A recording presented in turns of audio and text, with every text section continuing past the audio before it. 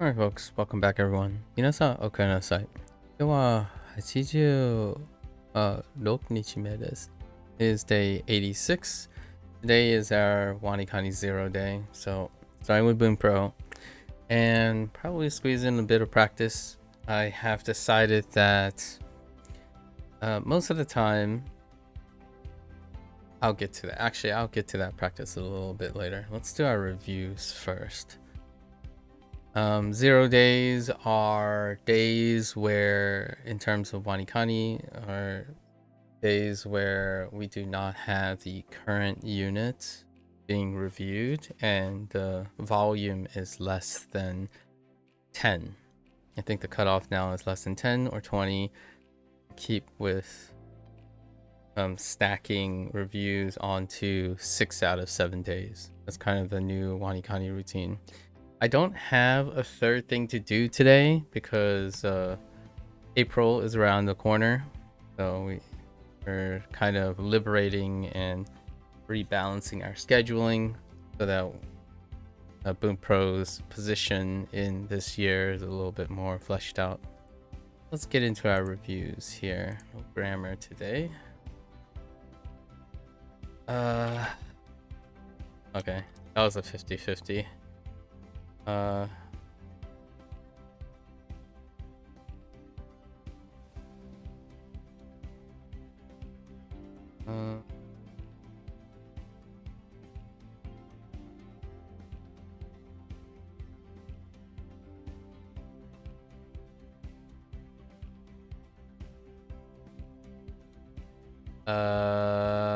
Wait, hang on. What do they say about Urashi? Long-term habit? Yeah. I thought it was... Oh, no, wait. That's not it. It's... Oh, wow. Oh, no. No, that's not it.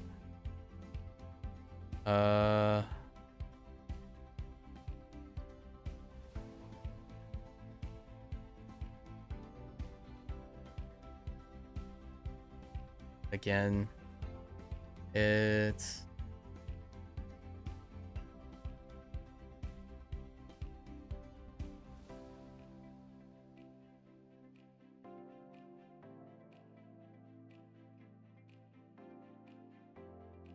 I think this is probably going to have to go on bookmark.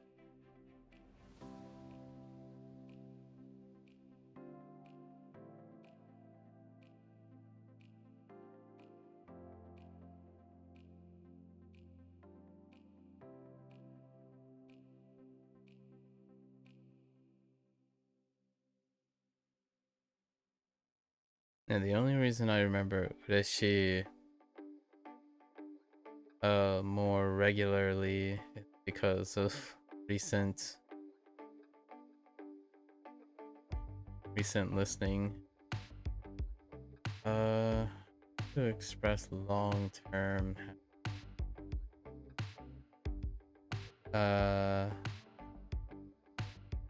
say and its joy.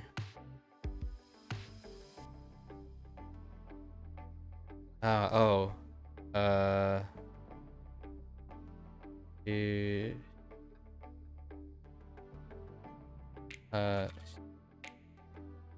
No.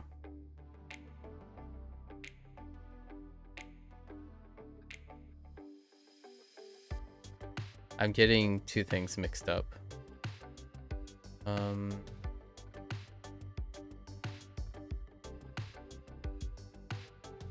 This is gonna be probably... It's close. It's like Chiara. She... 私はとても幸せです。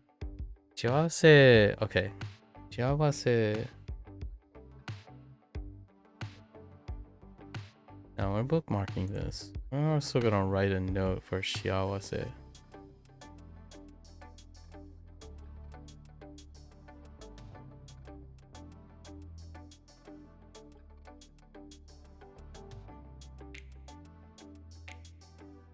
What is that?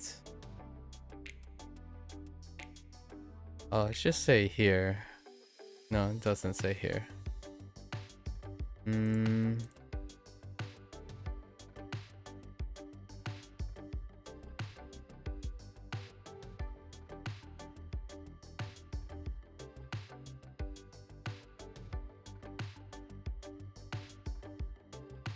Oh.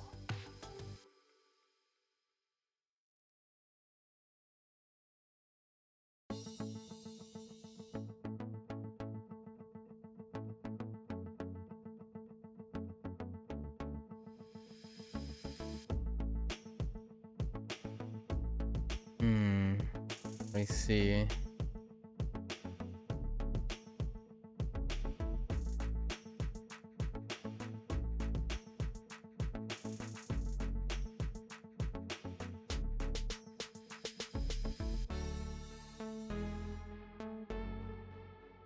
Okay. I'll call.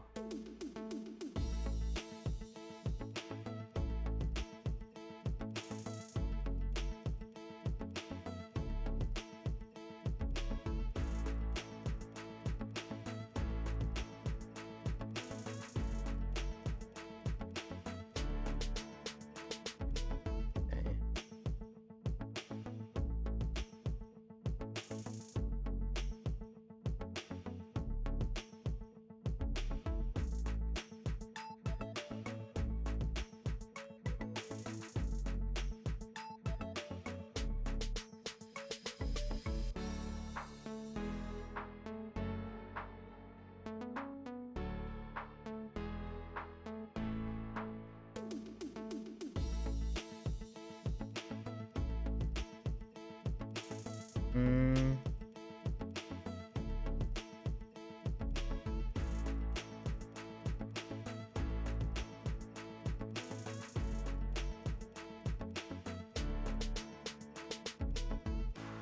There.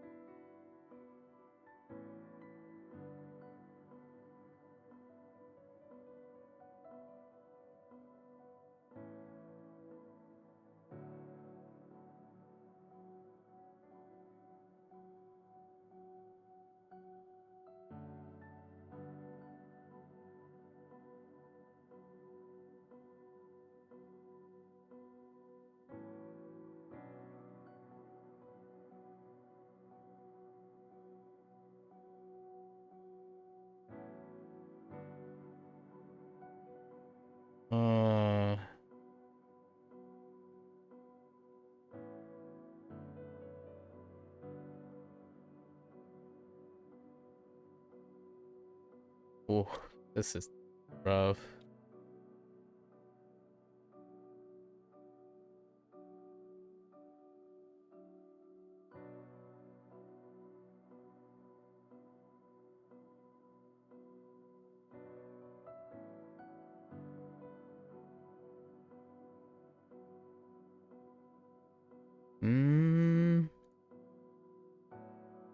Not the greatest.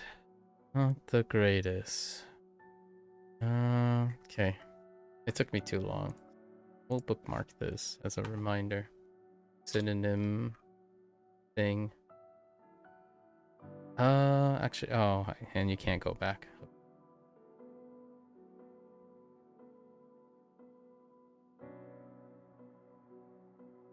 Hmm. それを全部ください。 Interesting.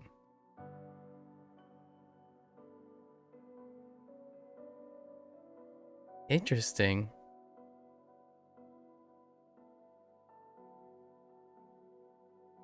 Kind of like implied in it.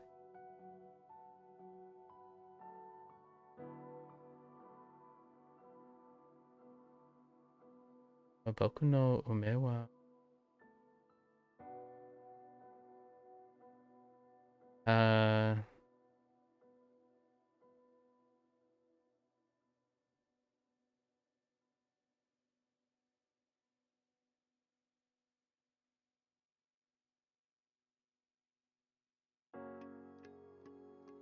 heck? Uh, ジャン、ジャーナルリスト。僕の夢はジャーナリストじゃありません。歌手です。歌手です。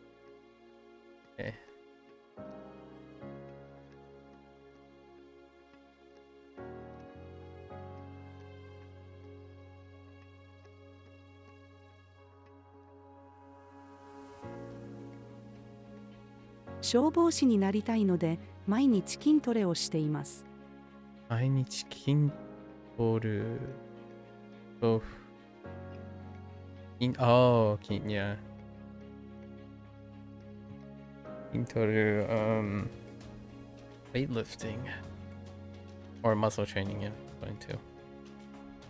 Or yeah, this is muscle training actually. Keen. Okay.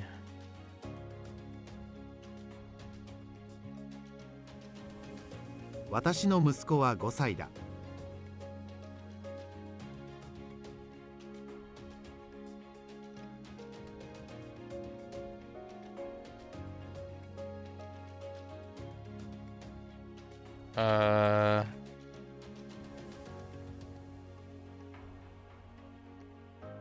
Oh no, wait. Maybe. 独り言。切符売り場で切符を買わなくちゃ。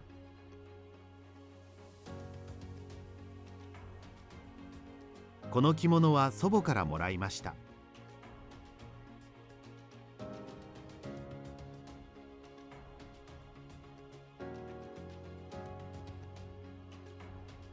あなたの実家は田舎でしょ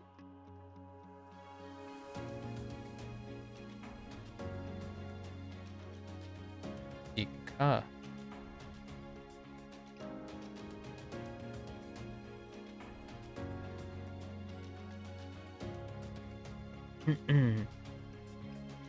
No way to know. Especially on that 実家。僕は毎日6時くらいにいます。え？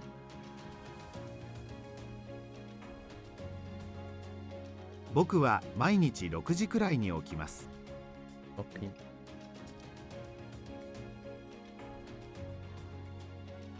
先生。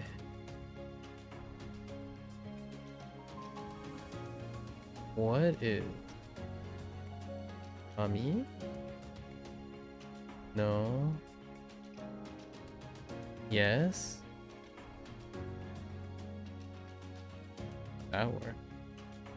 Maegami? Interesting.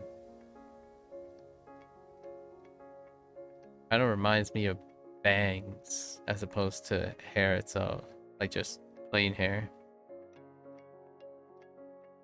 前髪が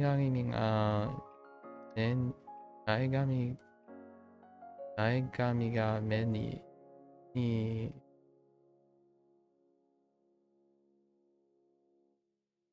かける。先生。ある。前髪が目にかかる長さの人は切ってください。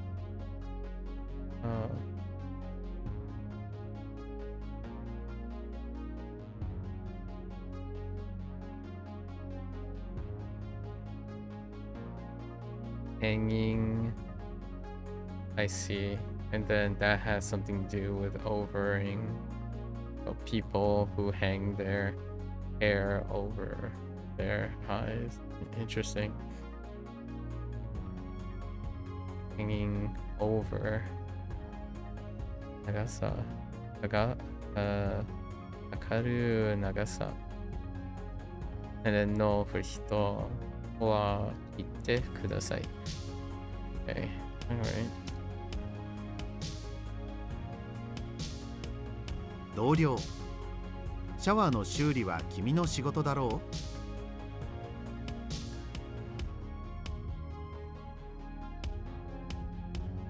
う？ Hmm. Shioli. Interesting. Shioli sounds really, really close. Shioli wa kimi no shikoto daro? Daro.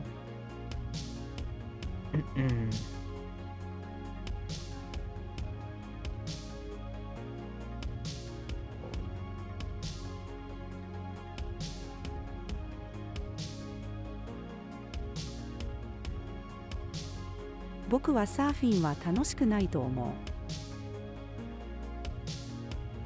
う。楽しくないと思う。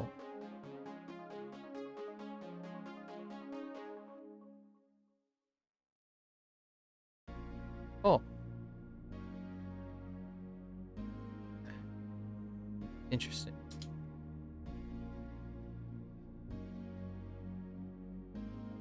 Whoops. Wait. That's. Whoops. What? Hold up. チェロの演奏を続ける。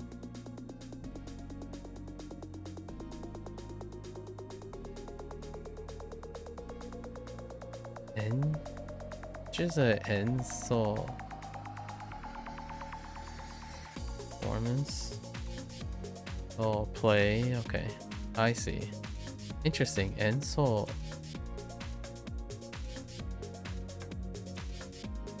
Play. Makes sense. For the cello. This is. That's curious because this is cello. Cello. No, so it's the performance of cello. So playing of cello, a performance, as opposed to using like hiku. Oh, you know? How would you phrase that if you were to continue to do it? Maybe it's phrased this way because tsuzukeru can't take a verb phrase? No, you can probably do like, huh. Interesting. We'll know in the future.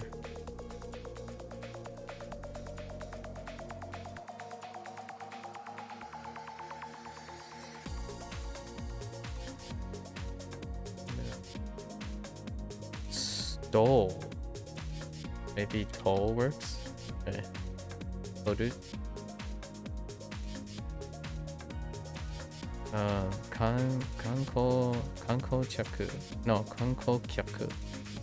観光客 のカメラを撮った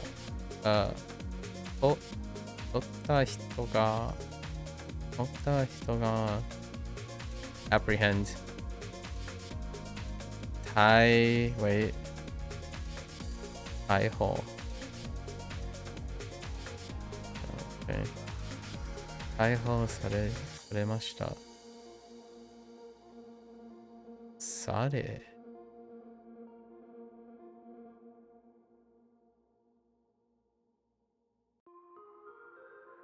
because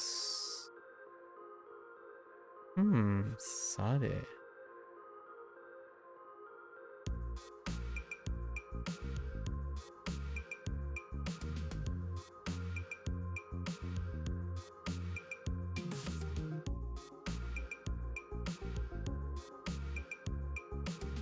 私は誰かが家を出るときに必ず「いってらっしゃい」と言う。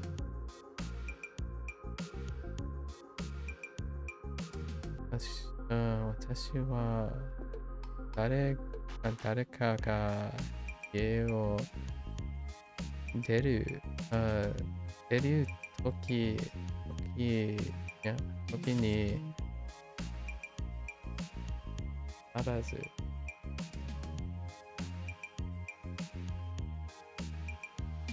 I'm not sure if I remember that character standing alone like that. not quite. いってらっしゃいという。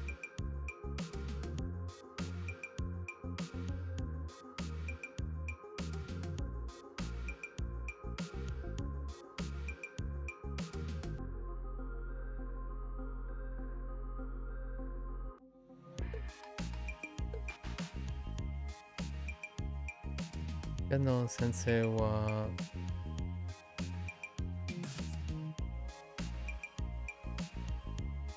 物質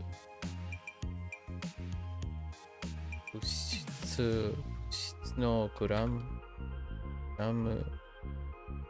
理科の先生は物質のグラムを測っています。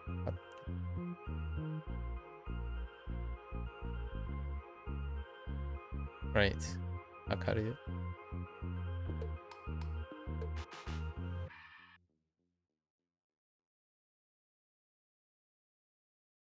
Huh. This one I feel like is gonna be a 30%.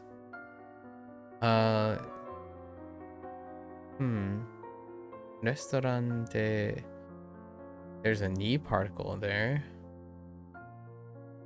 Nani, right? Nani ni sarada o oh, there is order. So there's a 2つ目. So we're gonna go.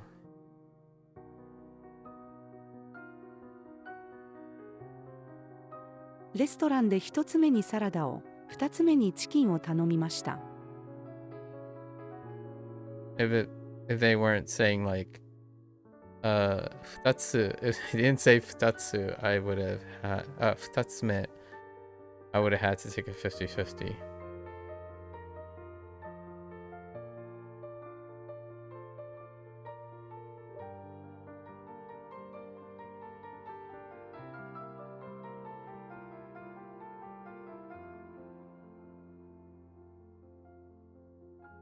Ah.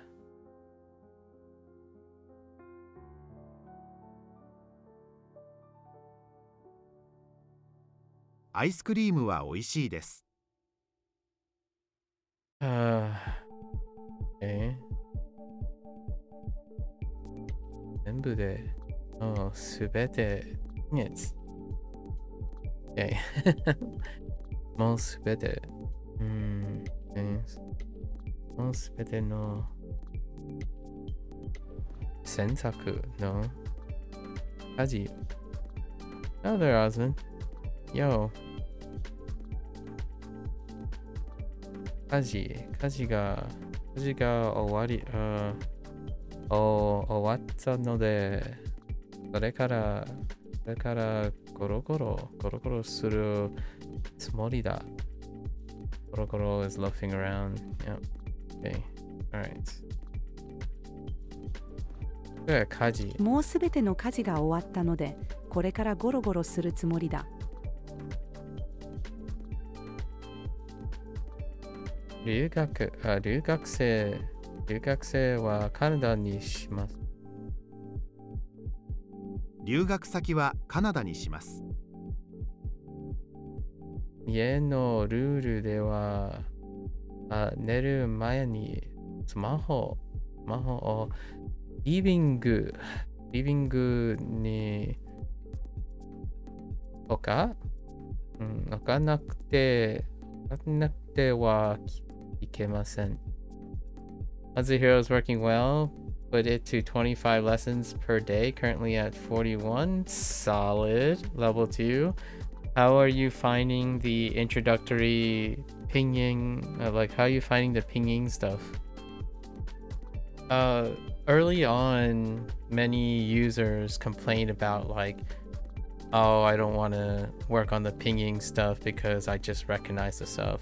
So they want to like go straight into doing all the other stuff quickly. And then later on, it's commonly those same users that talk about how they can't remember or differentiate the syntax. Wanikani was weird, was forced to do 4 days of radicals, then unlock the Hirakana stuff. Right? It was like, oh, you don't know any of that. Oh yeah, Wanikani assumes you know all the Hirakana. So you're assumed to know Hirakana and Katakana, while Hanzahiro teaches you how to use pinging.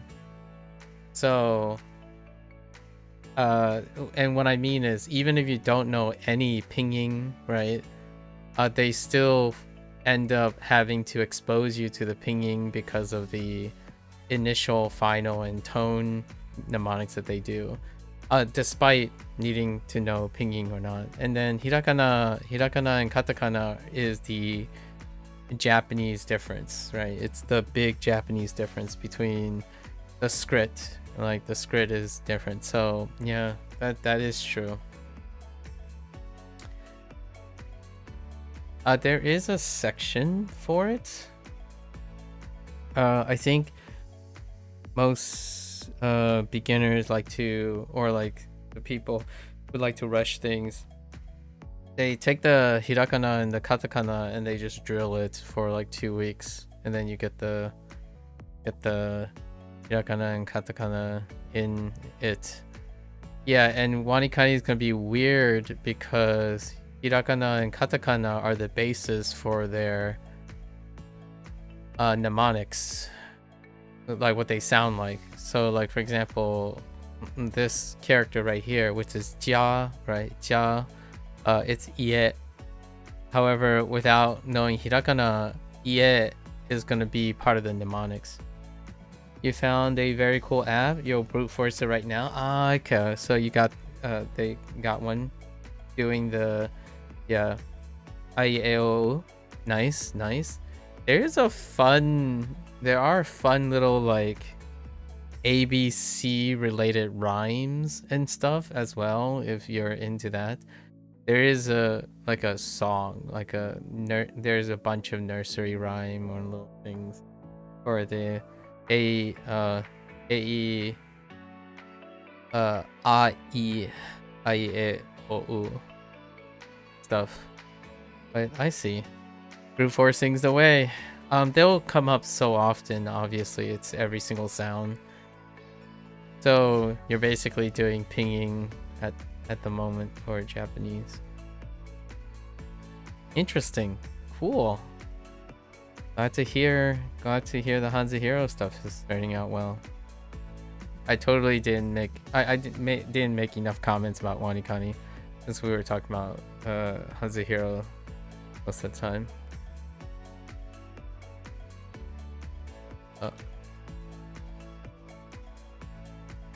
家のルールで寝る前にスマホをリビングに置かなくてはいけません。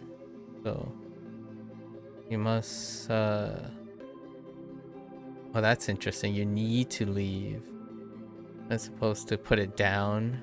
This is too like, or this is more like you must put it away, put the smartphone. Oh, you must, oh, interesting. Put the smartphone in the living room before going to bed, yeah. Or need to, you must. Okay. 5 days strong, solid. You're having a great time with this though. Nice, nice. I imagine your time is good. Like balancing and doing your other stuff.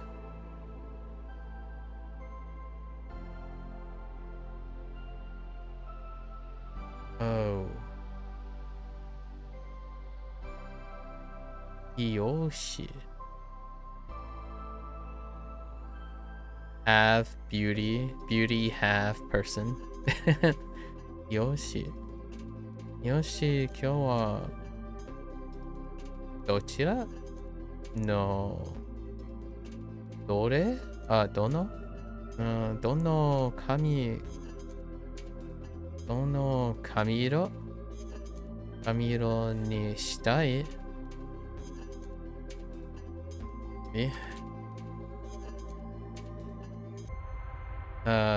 どんな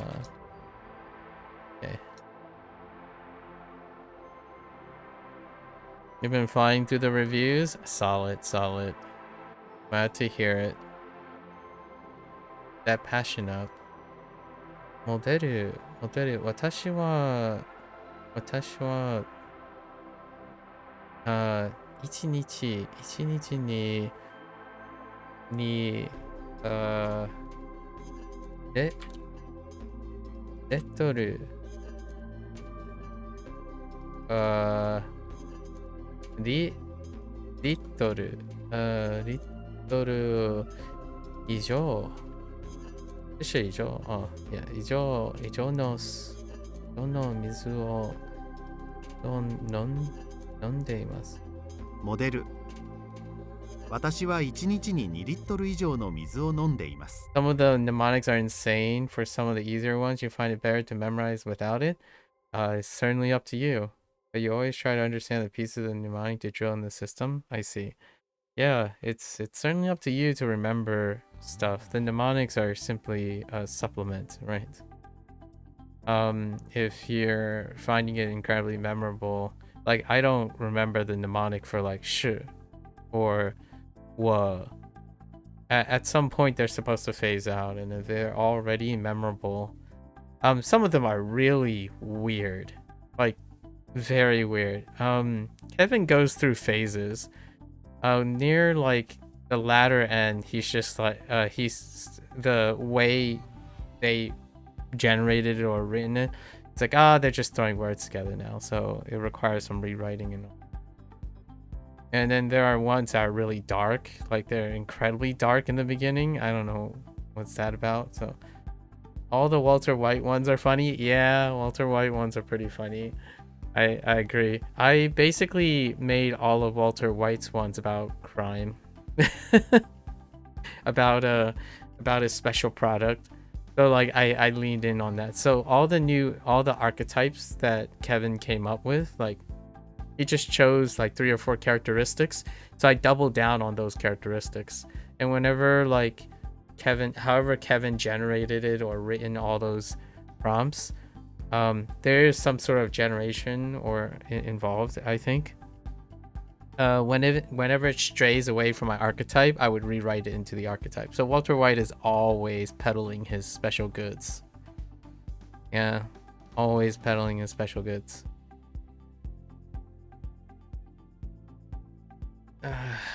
Bokumon Soul. Like, also? Wait. What? What?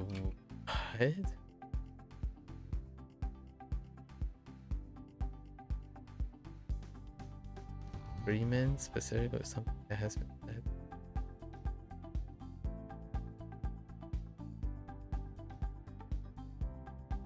Without a particle there.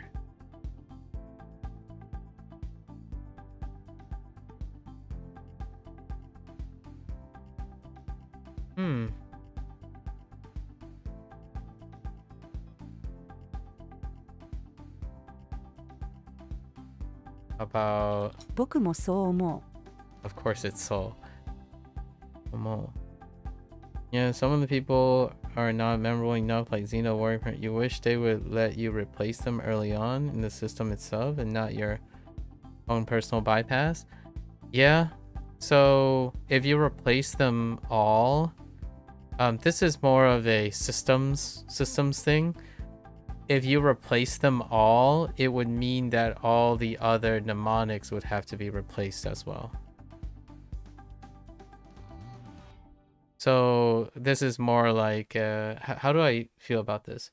I saw a short today that showed how to, they talked about how you paint fences. So like, you know, wired fences, right? So what you said, this happens a lot in terms of like software engineering, in my opinion. So, you know how those wire fences in like, I don't know, hen enclosures, and they talked about these wire fences are usually silver or white, and it makes it hard to look inside the hen enclosure, like chickens, right? Chickens and whatnot. And they say, you know what's a cool trick?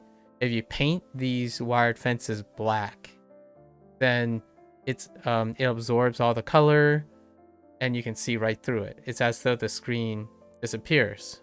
But there's a reason that they're silver and white. So it's cool that you could see through the pen and all that, but it also substantially increases the temperature of the enclosure outside, and it also allows predators to look in, and also birds smash into the wired fences over and over again, both from the outside and the inside. So this is what that first request that you had is a very common one, where like you wish you could replace the people in the writing, but all the mnemonics are based on those people. So if you gotta replace that, then you would consistently create a new idiosyncrasy, which is everything that applies to Xena the Warrior Princess would no longer apply to the thing that you changed it to. So then you would have to replace the entire system. That's kind of like one of those things where it would be nice if you can replace them early on, but then that would also mean you have to replace every single instance of everything afterwards as well, because all the mnemonics is written to that person. Kind of this thing where it's very simple to solve one problem, the visibility. So visibility was one of the problems. However, if you increase the visibility, then all of the other things fall apart too. When you just keep the components but regenerate the Xena mnemonics, you would have to regenerate the Xena mnemonics. So you would have to write all those things, which is fine. Like, effectively, you changed one thing that is responsible for like 5% of your labor work, and then it would generate the other 95%. It would generate the other 90% of the change. Throw some AI on it. You can do that too. It would also be low effort. So this is kind of an argument of semantics. So if you can do a 5% work of replacing something, and then you're suggesting that the other 95% can throw an AI on it, then your argument is cyclic because you can do that with low effort as well. And then, so instead of working the entire system of 95% of that instance, you can spend 10% of it and put some AI on it. So that's what other people did. Other people who disagree with Xena and like all the mnemonics, what they took is they took their 10% effort and they put some AI on it, which is what you can do. So it's like a counter argument. If you think it's easy for the dev to do it, then it's also easy for you to do it because you know the solution. Kind of like a whole thing about like softwares like modders, right? Modders versus the developer, right? This type of thing. The developer created the syntax and the working framework, and then changing something about it can change this, but any solution you come up with is going to be lower effort from the end user than the developers, right? So that's their counter argument, by the way. I'm just regurgitating what Phil and Kevin respond. They said like it would be cool to find a way. It would be cool to find a way where it has scalability, right? What'd you call it, Osmond? Kevin did respond to this. Kevin and Phil are the two guys. They're brothers. They did respond to this. They said it would be cool to be able to do this, to flip it in and out. The thing that they have to figure out, I imagine, is to create like scalability, I guess. So because the devs would have to host the tool and then have to regenerate it off of their makeshift. I don't know how they would do it. Like, what I mean is, so you enact this feature, right? You enact a feature to be able to change all the initials. That would mean that if you throw an AI on it, they would have to host every single one of their users to be able to do it on command whenever. Yeah, and also every person would need their own table for their data instead of having a single source of data for mnemonics. Exactly. So what this creates to me, what this creates is there's going to be a privacy issue. A privacy issue, right? Data tracking. And also that means that Phil and Kevin will have to enter legalities. So they would need legal work for that, for collecting your data. And then also they would need a host. They would need to host for all the AI generative things. Their framework, their their backend would probably increase exponentially too, because every single user would then have the flexibility to generate all of that. I mean, that's kind of what's creating the AI boom right now, for all the data and whatnot. It is an interesting suggestion though, throw AI on something. Yeah. Right now, here's to us. Here's what others did too. Others also generated images as a AI tool. So I understand. I'm not like strictly against AI slop or what have you. The idea is you can use these things as a stepping stone, right? So lots of the mnemonics are outrageous. So what happens is occasionally people would use AI to generate an image. Now hear me out. Careful. This is a kind of a funny thing you probably thought of in advance. Some of the mnemonics are very dark. So some of those little kiddos who enter anything in their like ChatGPT, for example, got banned because the mnemonic was very dark. They generated a very questionable image. So I would be careful about that too. But there are kids out there, like younger people, who have been using AI to like augment it. So you want to be careful, right? And hear me out. It's one of those things that you do like pragmatism, how you get hyper focused on a task, but then you don't notice the policies, right? Policies and safeguards and scalabilities. For me, the first thing I would think of, honestly, when I was thinking of those mnemonics is whenever someone thought about generating image, I'm like, some of these things are very questionable. So the tools you are using have legalities on them, and they can also affect like your algorithm and your tracking, how they track your data and whatnot. So all of that stuff is pretty interesting. I don't think Kevin and Phil responded if they wanted to involve themselves with the legalities of using generative. Someone did mention this, for example, too. For the AI question, they have other users, like French users and Spanish users. And since their site is not, it's English primarily, there are a couple users that said that they have to do two-step translation, where they take the Chinese, go into English, and then go into the other two dominating languages, specifically these two, because they would likely have a higher chance of encountering a French speaker and a Spanish speaker.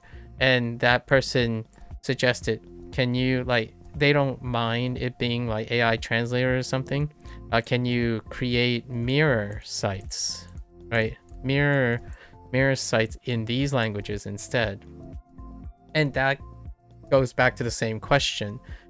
Most of the mnemonics are based on English pronunciation. So when the person said like, oh, I just want it in French, it would be as easy as AI translating everything. Like, well, when AI translates everything to French, French no longer sounds like English. So then it changes all the mnemonics. So what they would have to do is then they would need a table for that person too, to equivalently exchange everything that is French nuanced to French pronunciation.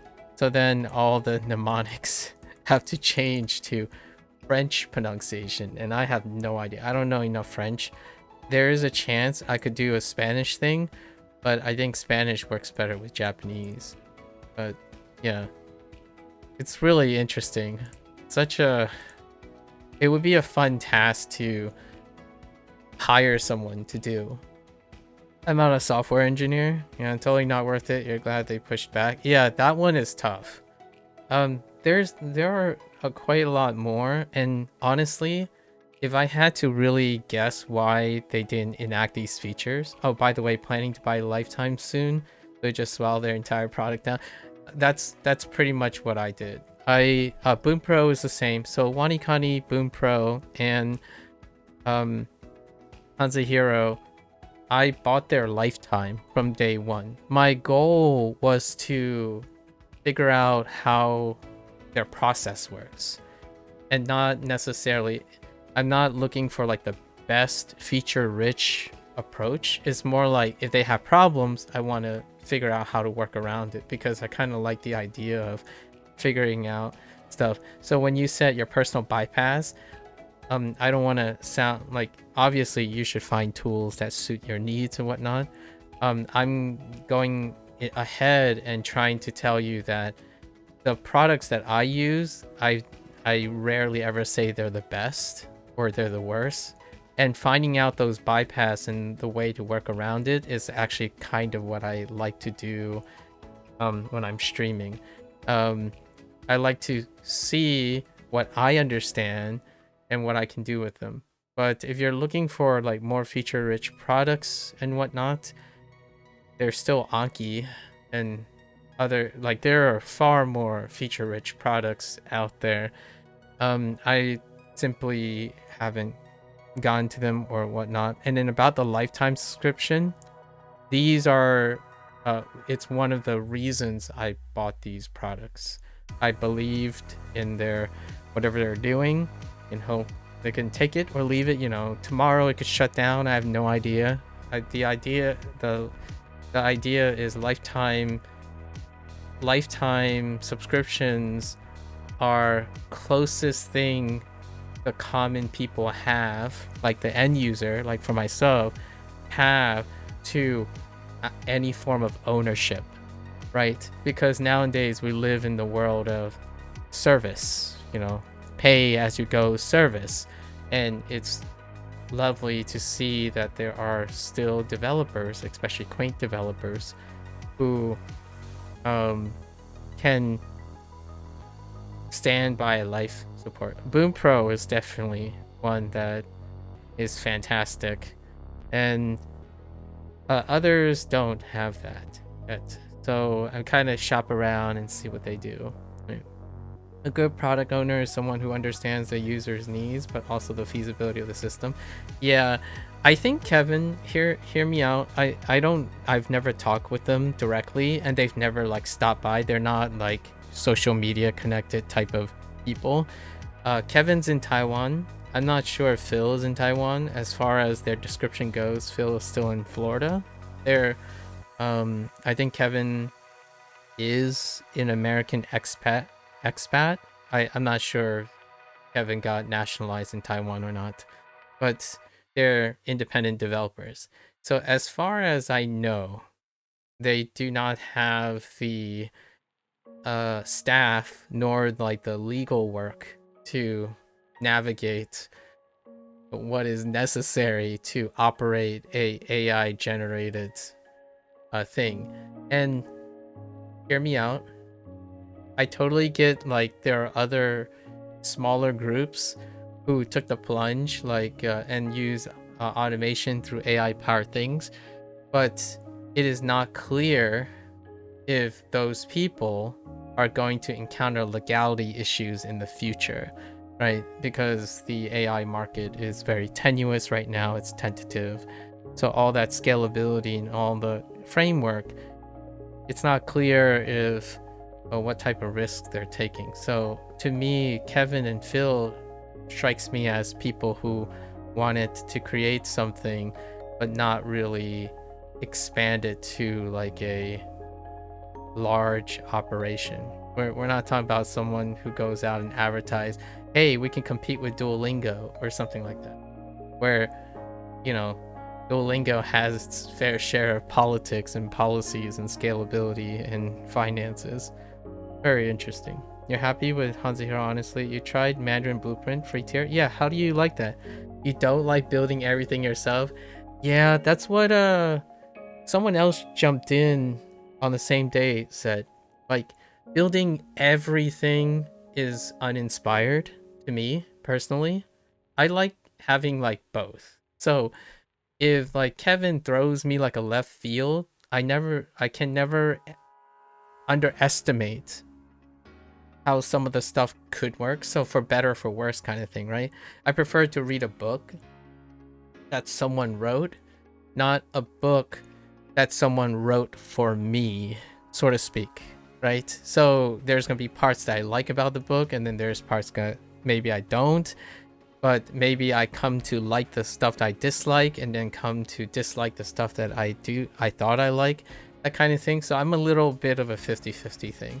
So definitely whenever you say like you're memorizing some things, you're substituting some things, you're creating personal bypasses, that's pretty much how I feel about it. They're starting to listen to feedback. They're revamping the entire free tier. Oh, they are. Oh, interesting. With new videos and better mnemonics. I'm kind of curious because I haven't used Mandarin Blueprint, and here's my thought. I don't know what the legalities are on Mandarin Blueprint. The reason why I chose Wanikani, there's another legality issue for Wanikani Bunpro, like the current three that I'm using, Wanikani, Bunpro, and Hanzihiro. They have explicit evidence and like enough indication that they're fine with someone streaming it. So often, and Mandarin Blueprint might be okay too because you're building your own as well. But a lot of times people have been asking me, oh, have you used X, Y, and Z? And my first thought is, that depends. Am I going to get shut down for copyright infringement? Because a lot of times people are like, oh, you should try immersion. Like all the cool immersion apps like MAKU and stuff. It's like, yeah, but in order to use them, you would also need to use copywritten material, right? Because they're providing immersion. So a lot of the content that other apps and other things use require the source to be native sources, and there's a limitation to that. There's a reason why there's a lot of smaller projects that don't use native related content, because native related content also means that if you were to use it to publicize and advertise, they would need legal teams to circumvent all these, like draft all those things up. And then I don't use them because I can't. If I were to restream other people's content, it would get hit over and over again.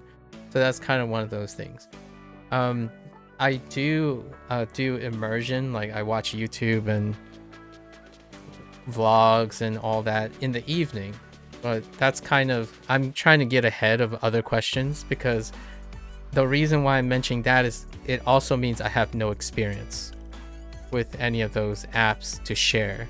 I don't prioritize those apps where, like, for example, you could get graded readers. I'm not sure if you've already got into graded reading since you used Pimsleur? Was it Pimsleur? Or it was something else, or it might have been Pimsleur.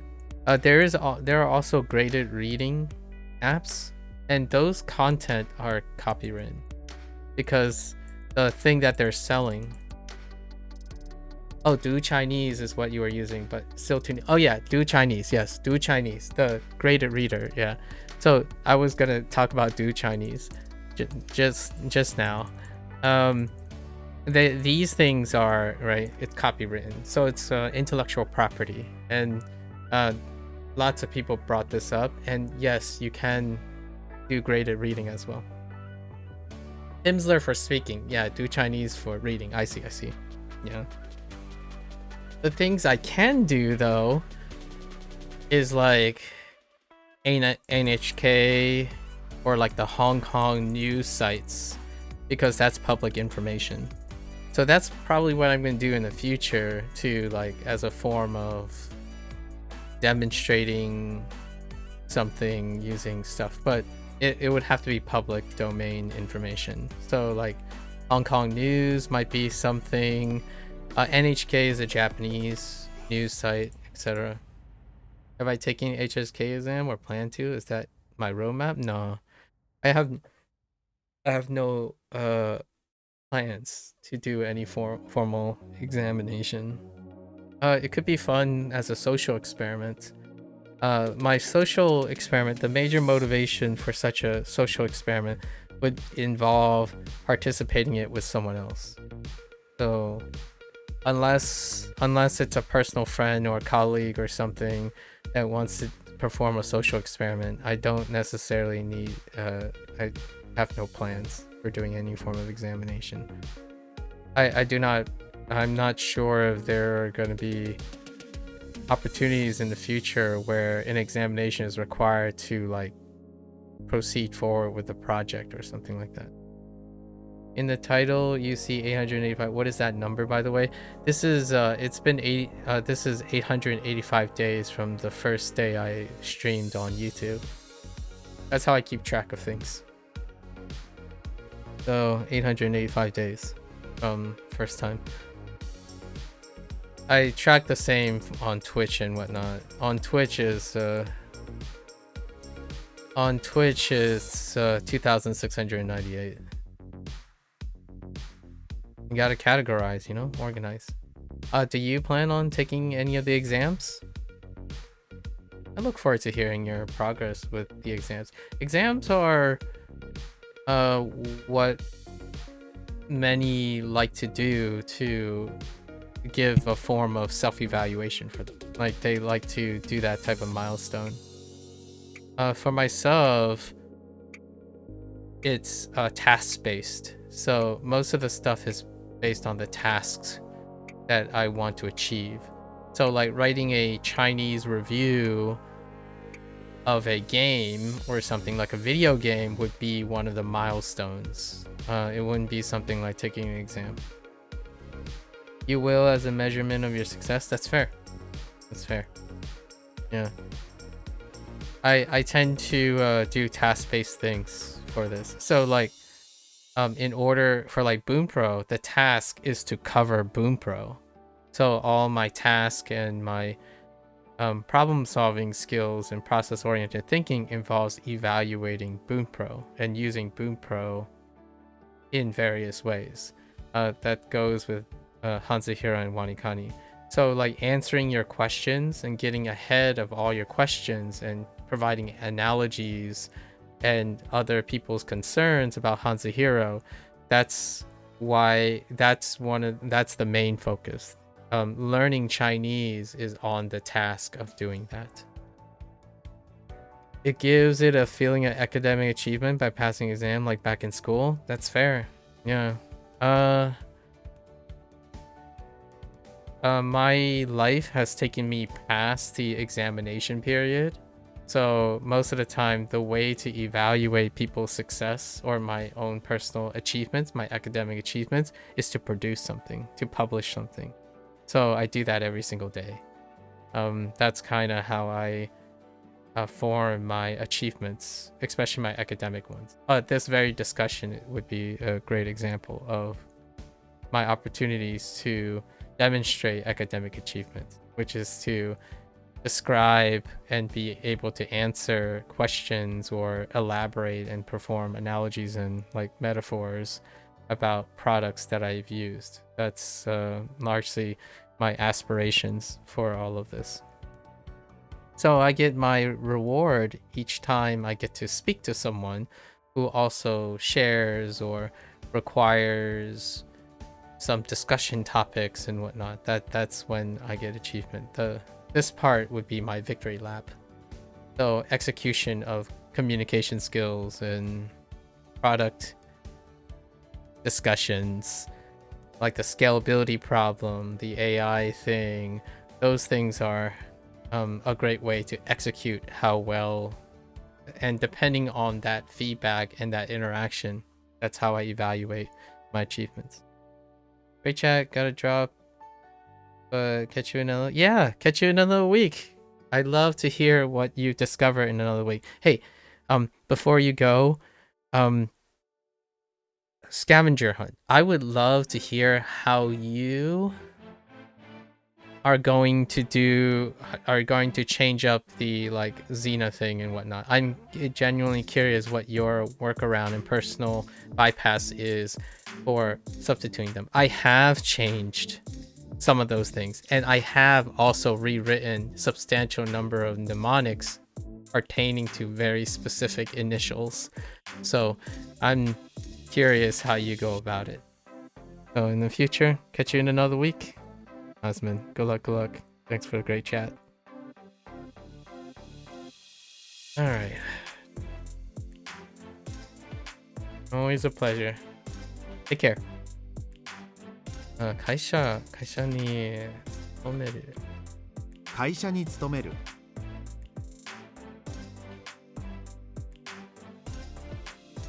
それは何? Okay. There's no way I would have known. あれは何? There's not enough. Oh, maybe when they ask what, it's always going to be away from both of the listener or speaker. Kind of curious. キャベツ。客が店員にキャベツを買いたいです。どれが一番いいですか？どちらが一番いいですか？あ、どれが一番いいですか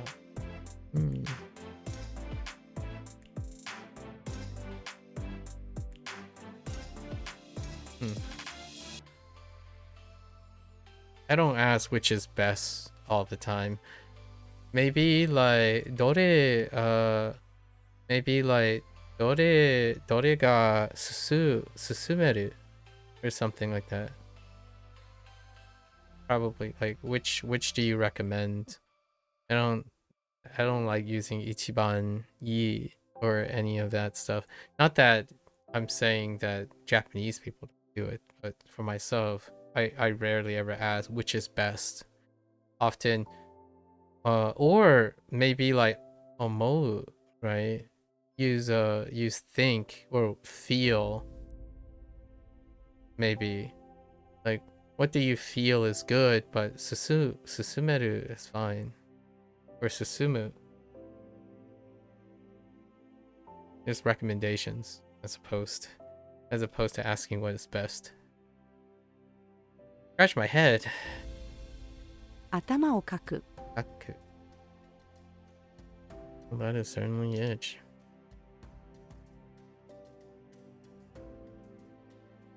Oops. Oh no, I did. 今日は空が綺麗です。心配ないですね。Oh, is it Oma?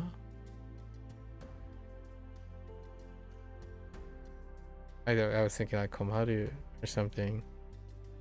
And then, oh no, that would be in Haru? Or is that a... Oh no. Oh, that would have been a Godon. So Nai desu.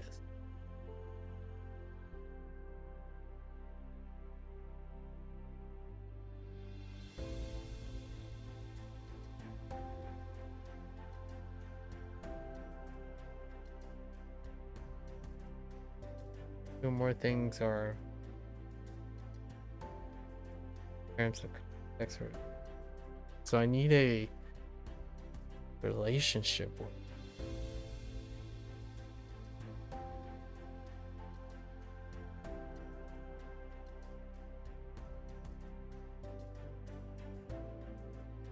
I thought it was shinpai, as in like a worry, and then just like, oh, I guess that wouldn't make sense with nai.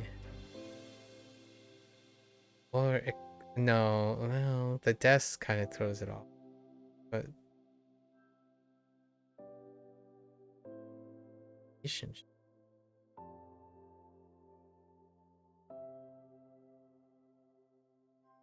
When binds together in terms of context, like, no, I'm thinking of nature.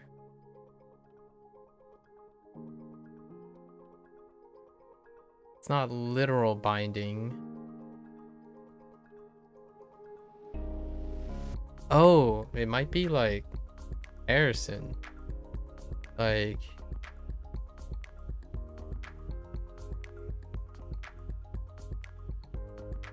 no, within each other? That doesn't.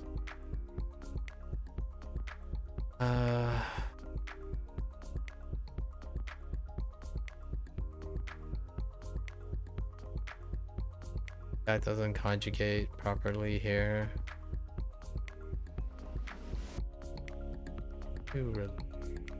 No.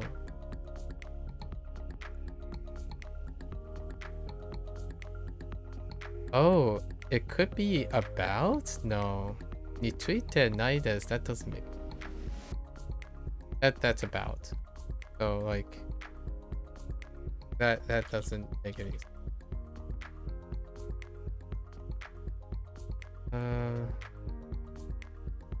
I'm looking what type of part of speech. I'm looking for a noun. A noun expressing relationship.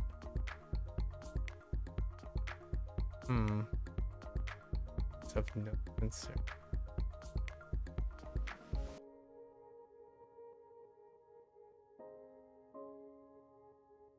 I don't think it's section. It could be like a random word, like a word that... No, it should express concern. I have no... Oh, this is...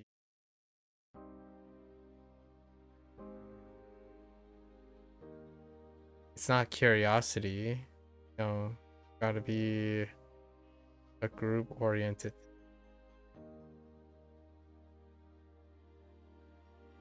Sakuru. That doesn't make any sense. Does it? No, probably. No. This is not a common thing. It's probably a word that I don't use, or I don't think of it as that.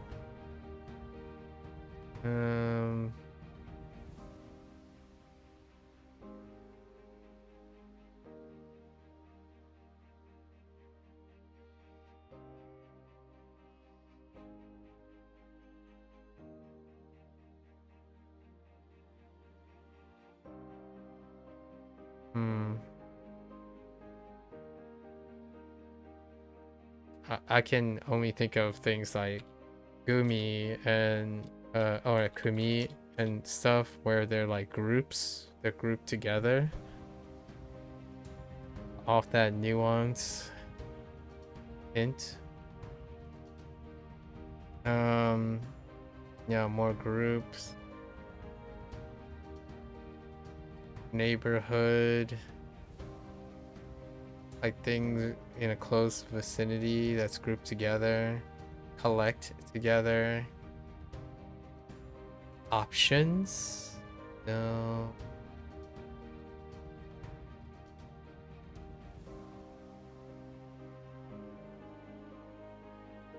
The other thing is inai, which is within or inside something or less than, but not it either. Then there's like, right, like sa or yeah, doesn't work. Huh.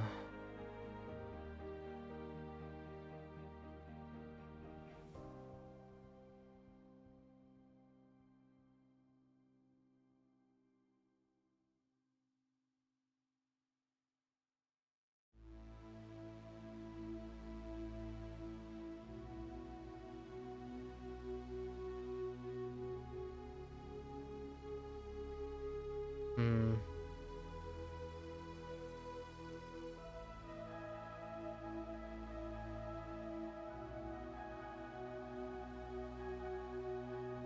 No, I think I'm actually stumped on. I have no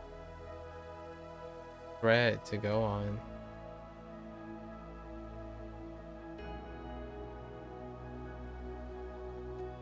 Even the hint is kind of unrelated. The primary hint. This is summarizing the primary hint.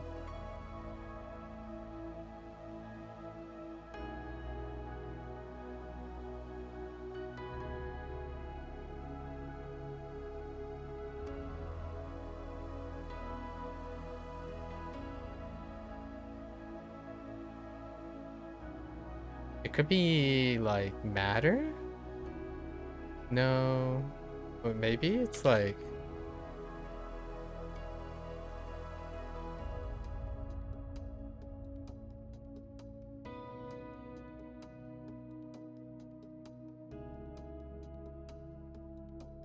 I'm thinking like matters or uh a group of things. Like things could be matter.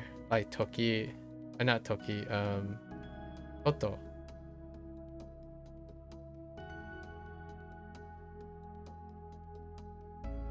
Oh, that would require, but that would require a article.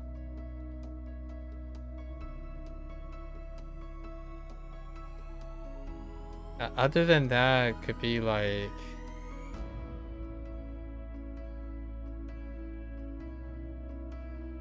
maybe like okay. Huh. I was thinking etc. like a larger wide group.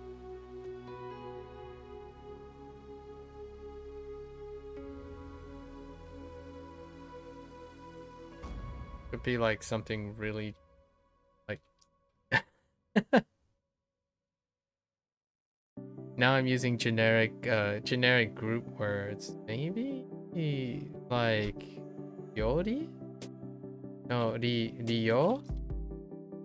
Okay. I this doesn't Ryo doesn't fit this though.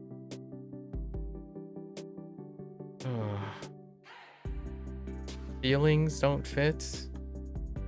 It's more relation. I understand that. James, I understand that. I'm going through my thought process. We're going through all of it.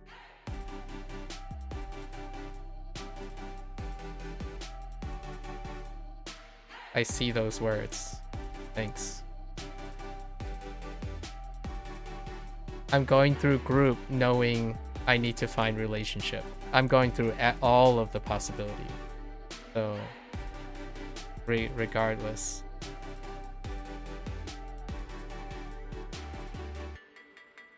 Probably... あなたには関係ないです。 Alright, we'll bookmark. Yeah, so this is being used as secondary meaning.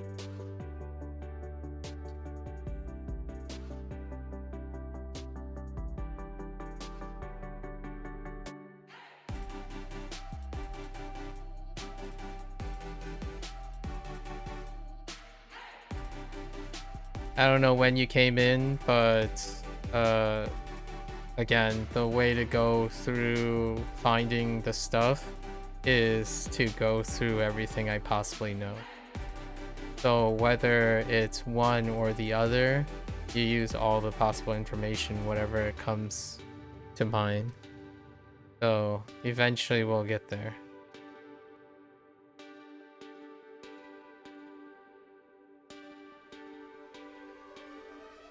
Okay.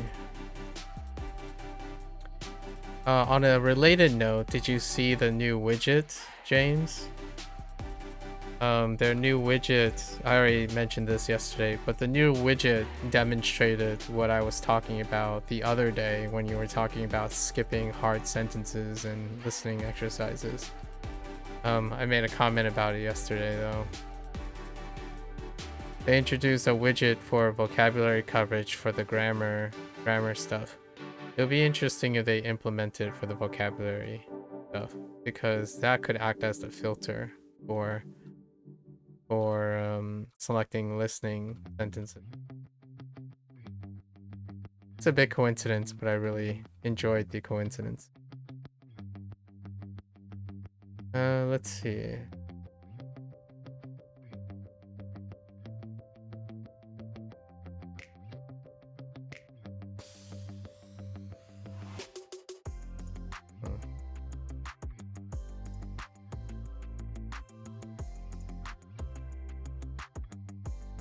Yeah, it's a funny coincidence.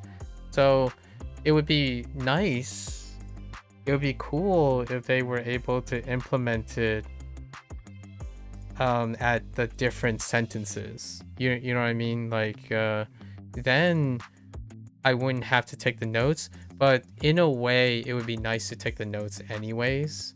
So if they implement that on the vocabulary, you could use that as the filter. Like, hey, can you, if they decide to add more sentences, it's like you have a slider, right? You have a slider and you'd be like, in the cram session, you could write like, can I only sentences that have 80% coverage based on the vocabulary that I know, etc. Right?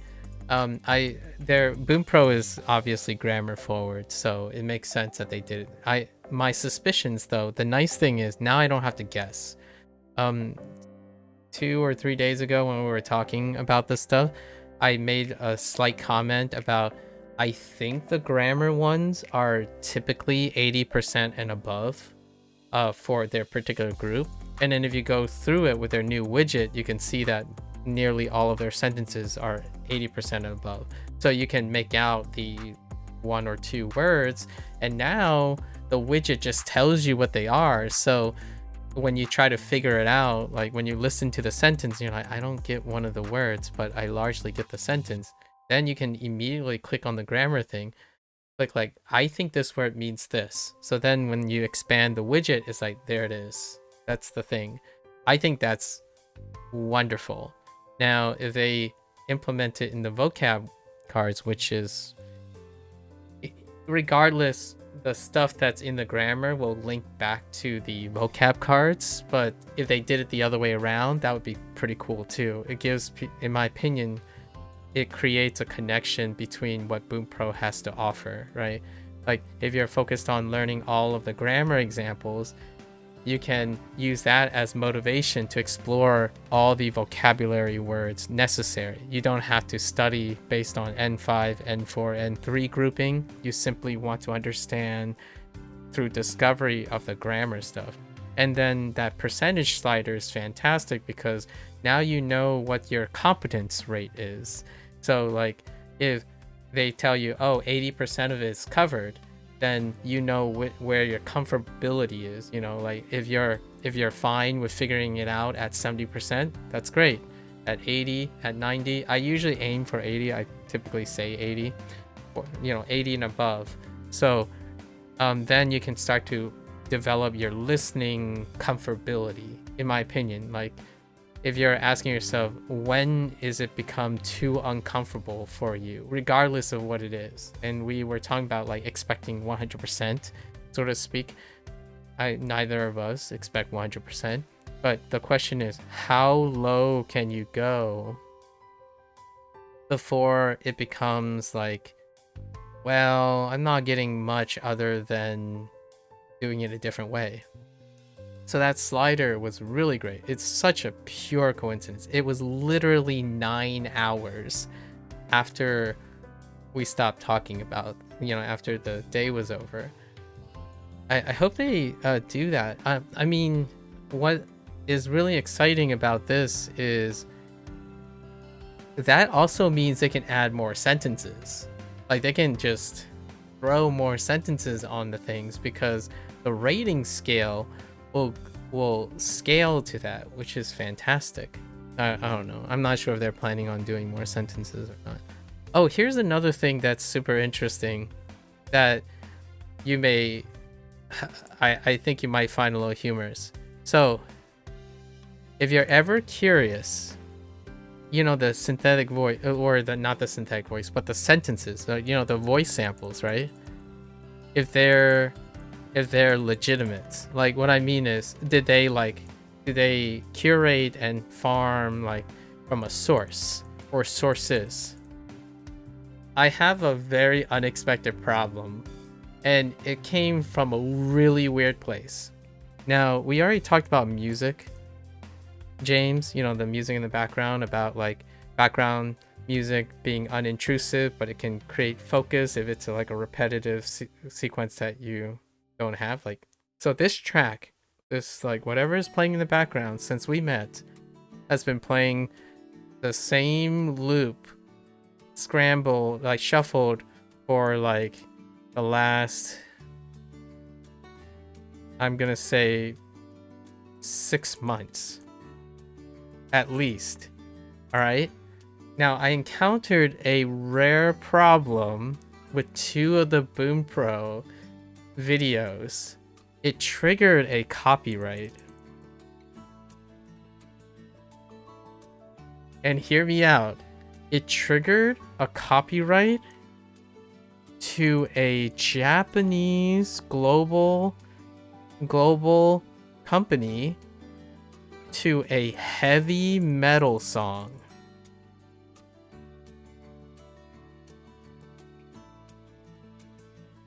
And I was like, wait, what? Like, there's not even lyric. What is going on? So I went and checked, right? It was marked for 30 seconds. It occurred in 2 of the hundreds of videos, multiplied by every time I've uploaded, re-uploaded, cut. Like, we're talking about thousands. We're talking about, like, I'm gonna say 500 videos with this same list of music. Okay, over like 1,000 hours, and somehow these 2 videos triggered a copyright for a Japanese related publisher to a heavy metal song. I won't list who they are because, like, it's irrelevant, and I don't want to, like, it's discretion. It turns out, when I went back to look at that 30 seconds, it tracked to an example sentence. Like, the music was different, like the track was not the same track. Like, it wasn't even the same shuffled track. And for the record, I looked up what the album was, like the album or whatever. It's screamo. Like, it's like screaming everywhere, and it's like incredibly heavy and hard to think. And now turns out that it was the sentence that triggered the copyright. It was like that was the only thing that seemed reasonable. It wasn't me speaking random Japanese, like, it's not me reading the sentence. So in both the instances, I was reading the sentence out loud, but it was not on the timing of me reading the sentences. It was on the timing when the sentence was played. So I don't know what that means. Like, it didn't sound like what they were saying in this song, but for some reason, the sentence that was being played triggered a copyright. It's not a big deal. Basically, you remove it, and still preserves the voice and whatnot. It not a big deal, but it happened. Weird. It's such a weird occurrence. That's my suspicion anyways. So some of these Japanese sentences can trigger like a copyright lyric response. That's the first time that's ever happened, but hear me out. It is also the first time I've ever streamed something that reads a bunch of Japanese sentences. So like Wanikani doesn't read Japanese sentences, right? It only pronounces Japanese words in isolation. So some of these sentences can possibly trigger copyright for lyrics. The world we live in is really weird. I wasn't going to challenge the dispute. Like, obviously there's no reason to. It's 30 seconds, and even if it mutes everything in that 30 seconds, it's not like I'm not a big deal. But crazy. Very crazy. Were the lyrics the same as the sentence? I don't know, because they were screaming. I couldn't find the part where it lines up with the album. So like they don't specify. So the easiest way I tried to do it was I took the sentence, I went to look for the lyrics of the song, right? The lyrics with the song, and then I tried to find the sentence in the lyrics to the song. Because the way it's sung and stuff, they're screaming. Like the tone isn't even the same. So I don't really know how it triggered the response. Like what I mean is, it's not like these guys are screaming the lyrics. The song that it highlighted was completely screamed. Like it was a death metal band. Like it was a hardcore metal band. So I have no idea how it triggered it. The reason what I'm saying is the only thing I could hear that could possibly trigger it is this. I don't think there's anything else that could possibly trigger it. And if you're thinking it could be a false positive, the auto copyright, it could be. It could be. So what I mean is I'm saying the word trigger. So we have to be careful here. I said the word trigger. So I am suggesting it's a bug. The thing is, regardless if it's a bug, the dispute system is horrendous. This is what happens when you have automation, right? This is one of the trade-offs of automation. The copyright system is buggy, and I can assure you this happened more than that. The funny thing I'm saying is that these sentences are probably the trigger. It's not the other things, because the other things I've curated well over. Like what I mean is, when I said there are over 500 videos using this same music track, the only possibility is what has been different in this, right? Like what else is different? It can't possibly be I don't have 500 Bunpro videos. This is gonna be video 86. It's technically double because I cut out and put them in, so it's technically there will be roughly 170 instances of Bunpro of these things, and only 2 of them triggered something out of the 170. And then I'm talking about when it comes to this music, over 1,000 instances exist, and it didn't trigger on the thing. And the funny thing is, the 2 triggers deal with the same prompt.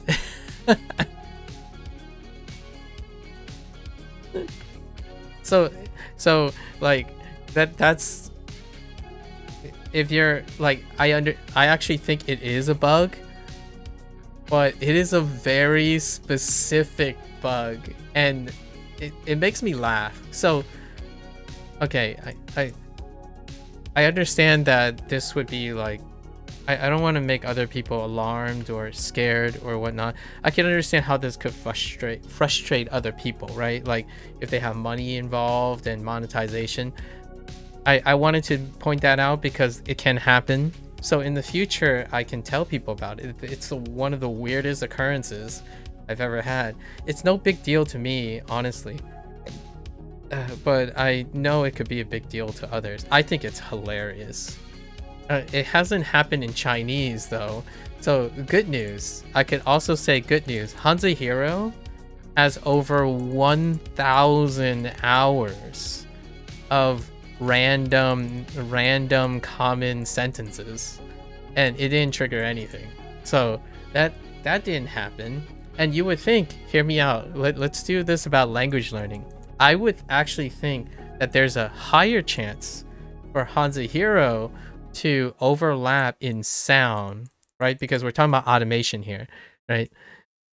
If they were grading it based on the sound, like how they're matching up sound, I would think that, in my opinion, there will be a higher statistic for Chinese sentences to trigger a copyright thing than Japanese, because Japanese has more unique reads than Chinese does. But it's still, like, for example, 我爱你, right? Well, 爱你为什么, like all those things, they could possibly trigger something. But here is like, what the heck? Now hear me out. It could also be like, so Hanzi Hero uses a synthetic voice, right? A synthetic. So that could make it less likely. So you could make a counter. And this, they might be using like voice samples, like voice boxes and whatnot, which could allocate themselves to a specific singer or something. And hear me out, they did title the song. So, but the thing is, it's not clear. Most of the time when a copyright shows up, it doesn't highlight the song that you think you have. So there's already plenty of times when YouTube match it up to a song. It would say, oh, someone claimed this, right? And I would go and look at it, and it's not the song that I'm having played. Because I curate everything.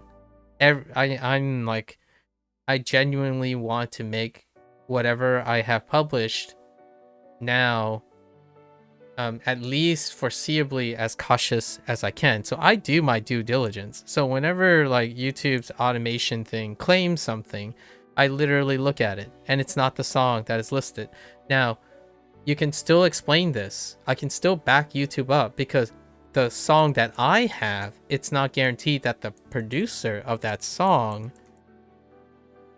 unintentionally or intentionally copied a part of the claim. I can't know that because I don't know the artists and I don't know their intentions and all that stuff. So if it becomes a problem, I simply remove the song.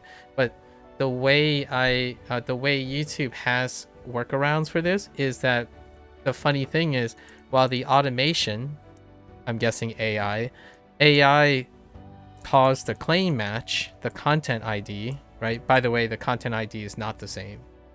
They always constantly say like the claim and the content ID is highlighted based on the content ID. It doesn't match the content ID.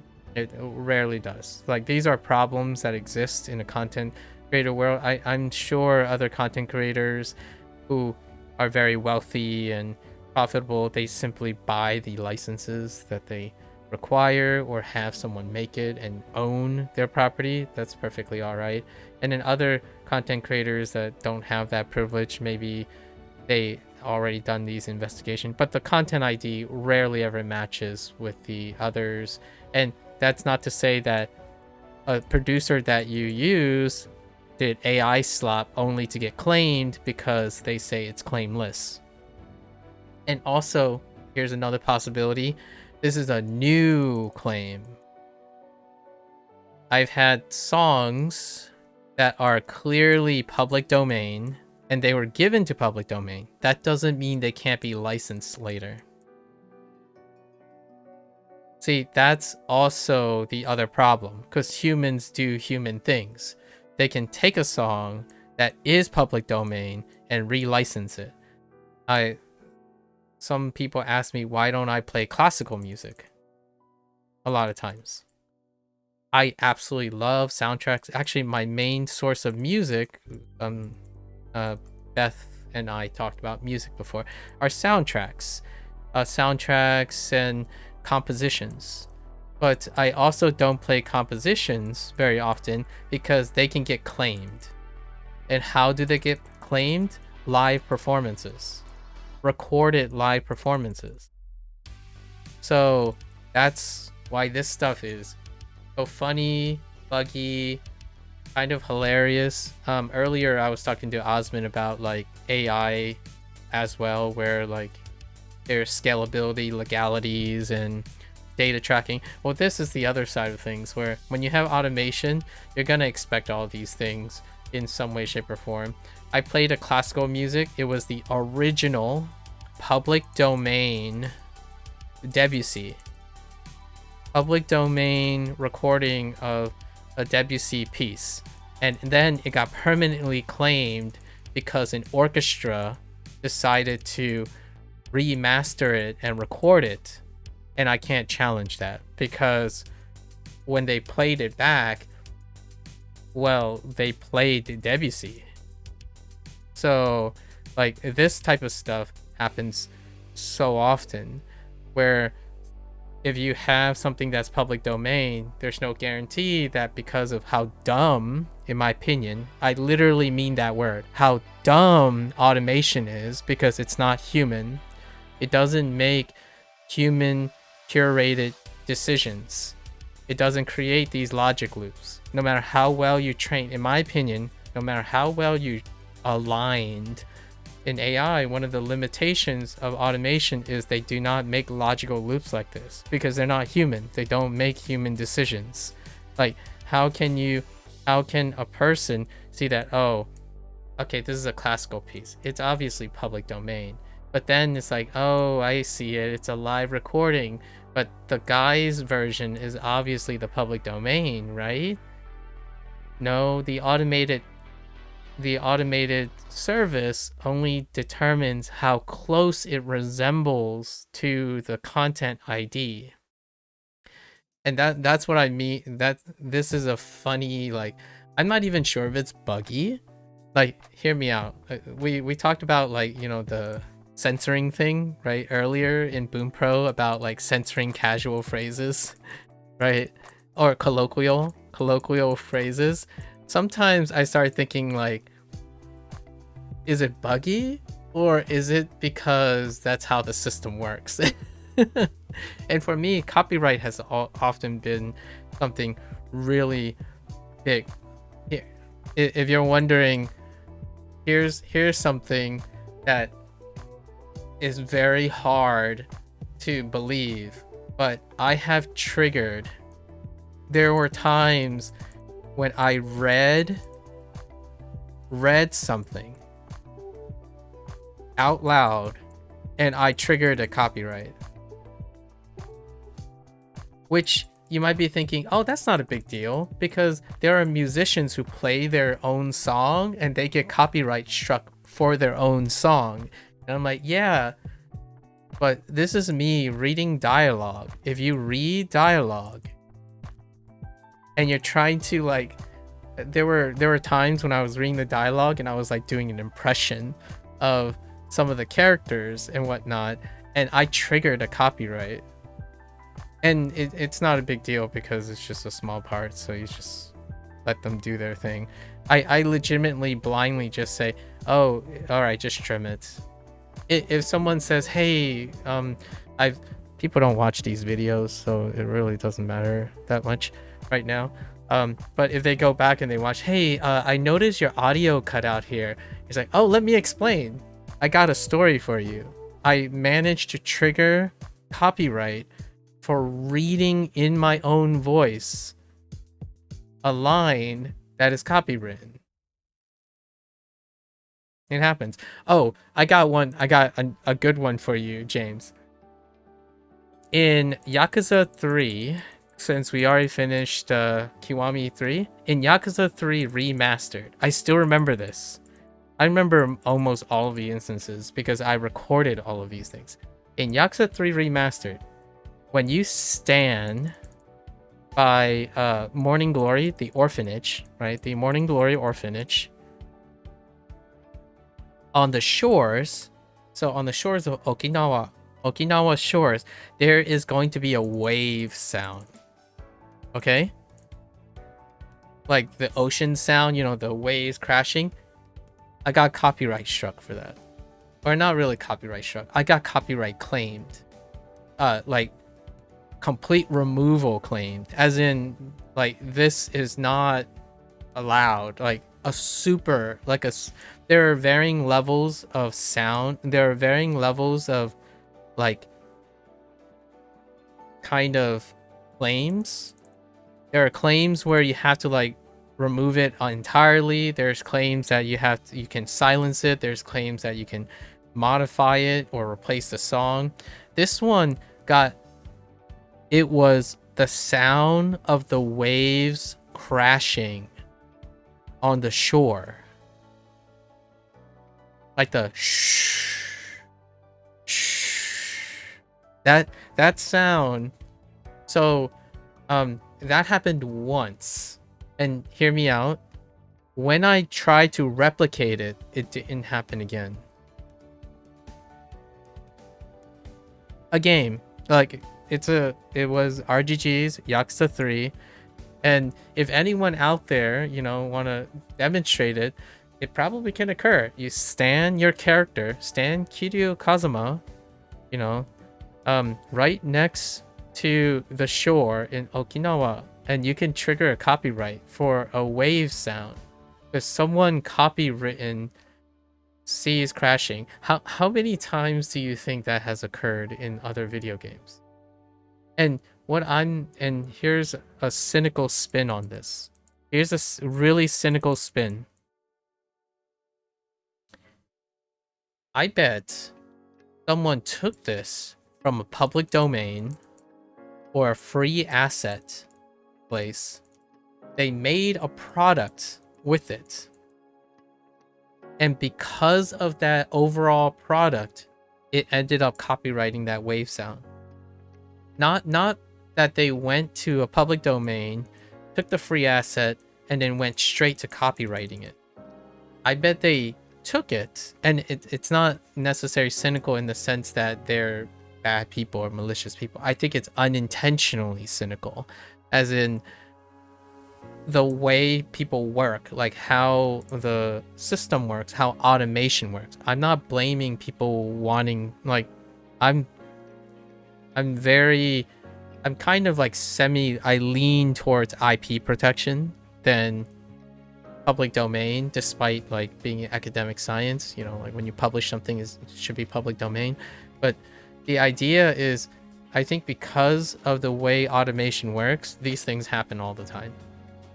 Like, humans don't do this. It's the volume is absurd. Like, I'm not even saying you shouldn't use automation, because how many humans would it take to listen to all these assets and make a human call, right? The thing is, though, there are other things that require human touch that are also poorly scalable now as well, which is dispute. Like, I clicked on the dispute thing. I'm like, I'm 99.9% sure that it's automation that is the problem. But when I clicked on that dispute, I'm like, okay, I need evidence. I need to claim that I have permission to use. They give you like four choices. You either have permission, or like it's public domain, it's under fair use.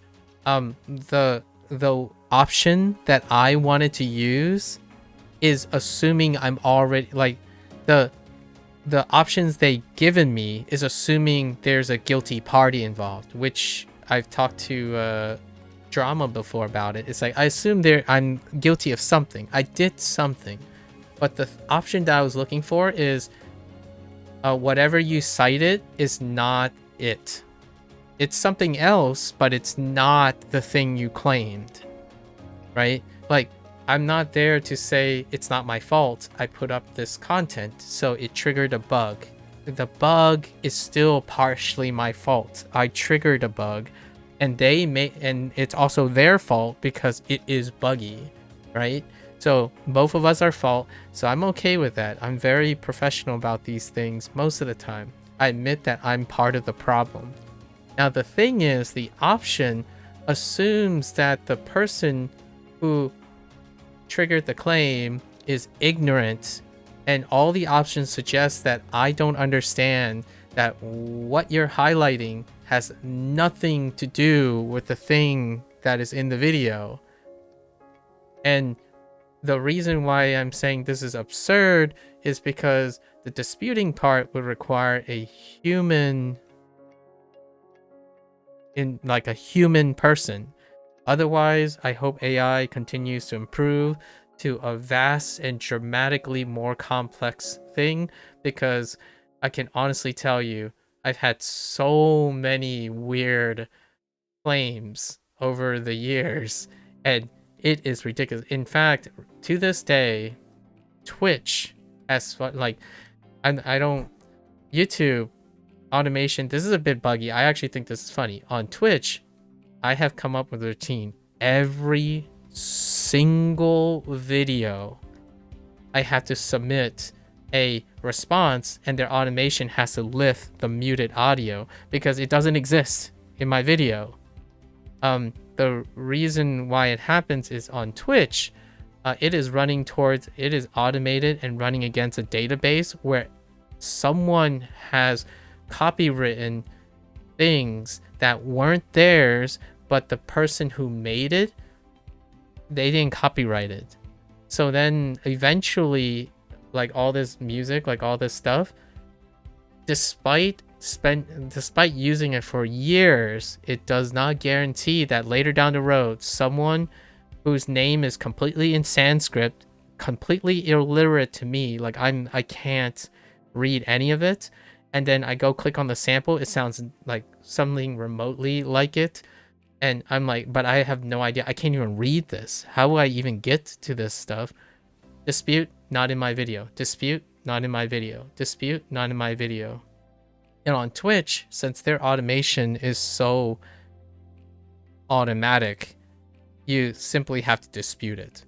On YouTube, you actually have to dispute it and go through a long list of things that this is where we can criticize how automation works. If you're using automation to be incredibly lazy, in my opinion, or, you know, solving the scalability problem, right, because of a large operation, your dispute should also be as expedited, but that's not the case on YouTube. So what you're going to have is me randomly like audio cut out, and then when someone points that out, I'm like, yeah, boy howdy, do I have a story for you, and this would be the story. I think it's really funny that now, even an amateur, like I wouldn't even consider myself an amateur, really, a hobbyist, right? A hobbyist reader. I narrate a lot. I speak, I practice like manipulating my voice and reading with like specific cadence when I'm playing video games, and even I can trigger copyright automation for reading things. And I'm genuinely curious in the future if people are gonna, like, this is me spinning the cynical wheel, they copyright so many specific things that when someone opens their mouth to talk, there's a chance they might have to dispute that they sound like someone else. I mean, like, hats off to AI slop. AI slop will trigger everything, right? Like, I'm genuinely surprised that AI doesn't copyright itself. Like, what I mean is, when you get maximum AI slop, why aren't all those being triggered and canceled and banned and completely shut off or demonetized immediately? for AI slop, because AI slop should trigger AI slop. But no, you don't hear that too much. Do know? Here's my opinion about it behaviorally. Why this is not a big deal? Because the people who use AI slop are already low effort to begin with. So they just generate more AI slop. They just simply brute force past all the triggers. Meanwhile, I'm like reading this and I'm doing this, and then suddenly like, hey dude, by the way, you kind of sound like someone. Oh, and the thing you're using, it kind of sounds like someone. Meanwhile, it's like 30 seconds of a 5-hour study session. And then you're thinking, all right, automation should be smarter than that, right? Like, we trained our automation programs to reflect human interactions and make decisions that would impact human lives. No, they don't, right? Automation doesn't have feelings. They don't have internal logic, at least not yet. And no dependency or growing logic either. Like, it's absurd how you could get a decision like, hey, this guy is clearly using this track. And, you know, the limit is 30 seconds basically. If you have something that exceeds or triggers 30 seconds, it's considered copyright. So if you know, sprinkle a song for like 3 seconds, that's how you circumnavigate it in like what a human would do. But in this case, you're like, all right, can an AI understand, or whatever they're using to filter and use system, can they understand context? And clearly they can't. So not yet anyways. I'm looking forward to making more comments about my interaction with AI, because it's not, to me, when people are talking about AI slop affecting their work, that's a different story, right? That's the creation stuff. I'm not a professional. I don't create art. I don't write things that could be copywritten and whatnot. I don't have any intellectual property to my name. However, I do use a lot of things in which I publish, I record, and offer freely. Now, the thing is, it's gonna get to a point where I do feel like the more people who are benevolent meaning they do things for public domain, that's what I'm used to all my life. Like, it's the same story. It doesn't need AI in it. Like, for example, when you do research and you write it and then you publish it and it becomes public domain, that doesn't mean someone can't take your research, create a marketed strategy on it, and then copyright and everything downstream based on your research, even your research yourself. So they can legitimately transform the thing and copyright it, and you no longer have, you could end up violating something that you are involved in discovering, right? And now it's even more, what is that? How do I say? It's even more ignorant because of AI slop, in my opinion. One of the biggest things about AI slop is now you don't know who the original author is. Now you legitimately don't know who the original author is, because the people who use the tool, they have no citations. Now, you might be thinking, oh, but AI has improved, you know, it has improved. It has added citations, right? It's like, but whose citations? It's not like AI is curating this stuff. Like what I mean is, if humans don't cite things because they use AI slop, then AI cites something. How do you know the citation is reliable? Like, it's a vicious cycle. And this is, how does this relate to everything? It relates to copyright.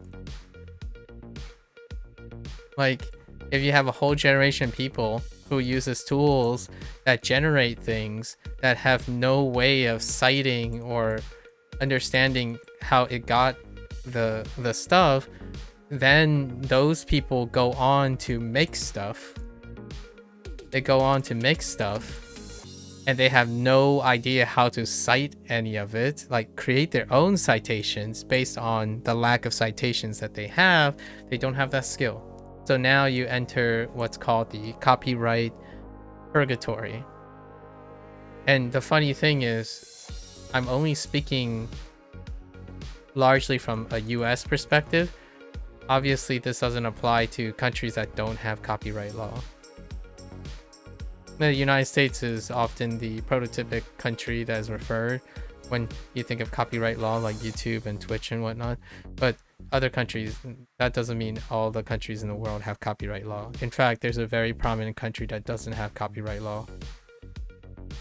That is related to a language I'm learning. So that's to relate really back.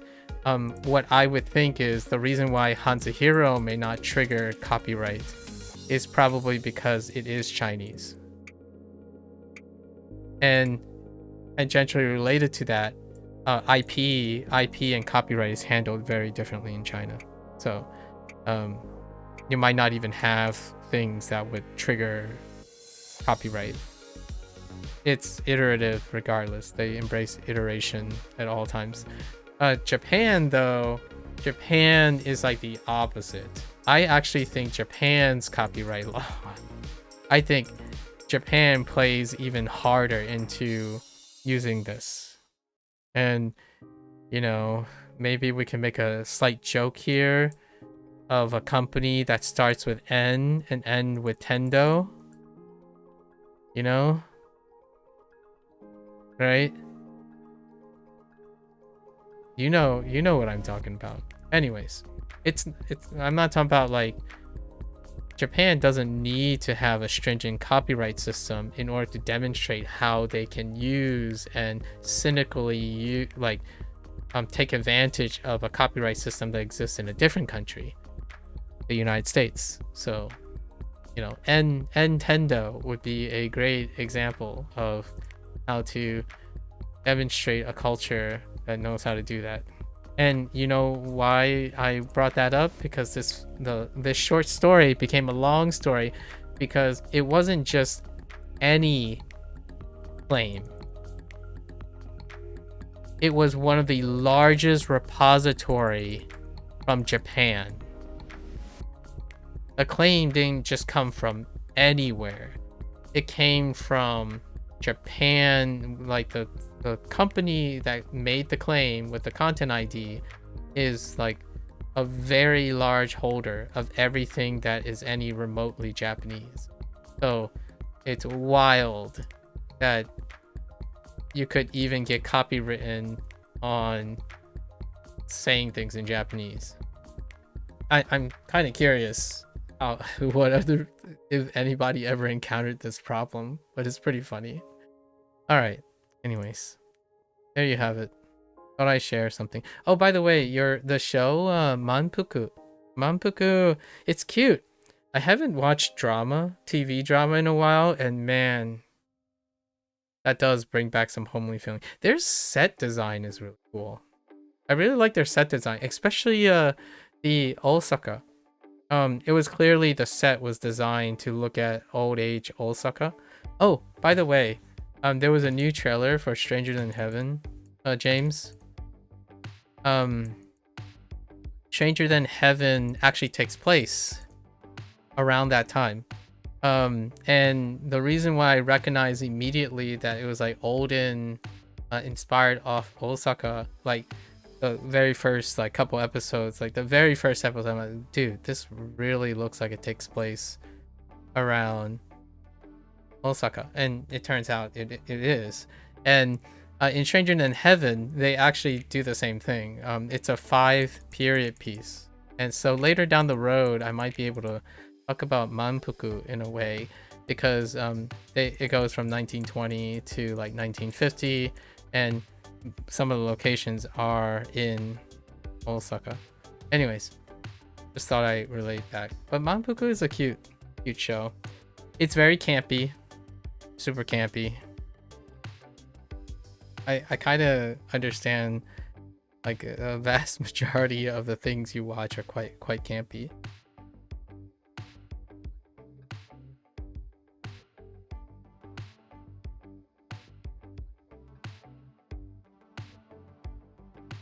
Alright, anyways, there we go.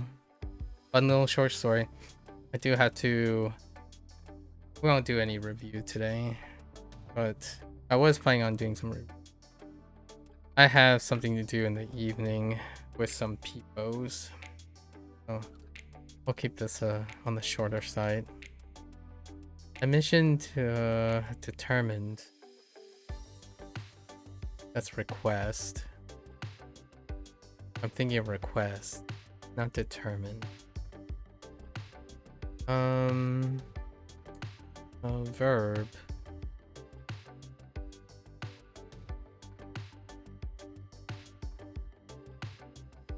Determine that something is the final point.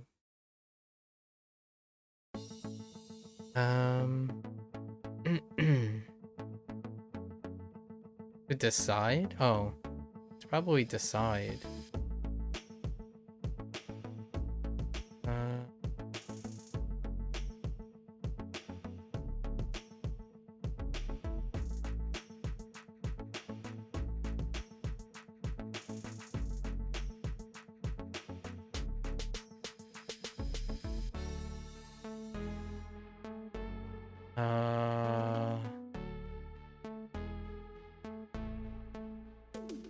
Probably kimaru. In transit. Oh, kimaru. Oh yeah, it has. その大学への入学が決まる。Kimaru.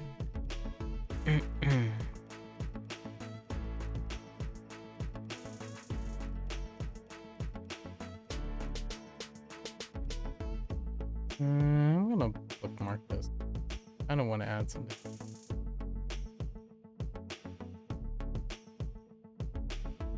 家具屋さんへ本棚を買いに行く."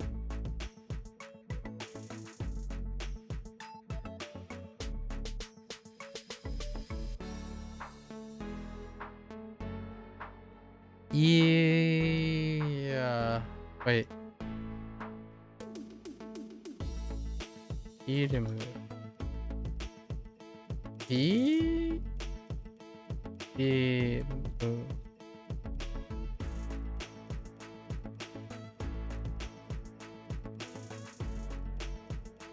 Ah! Hang on. 僕の趣味はフィルムのカメラで写真を撮ることです。I thought I typed Firumu. Never mind. Just kidding.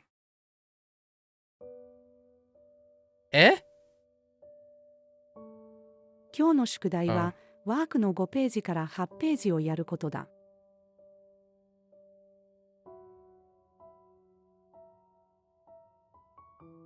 No.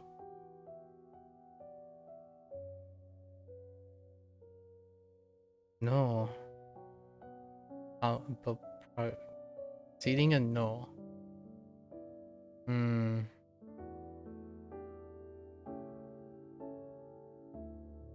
No. That wouldn't work. Maybe.「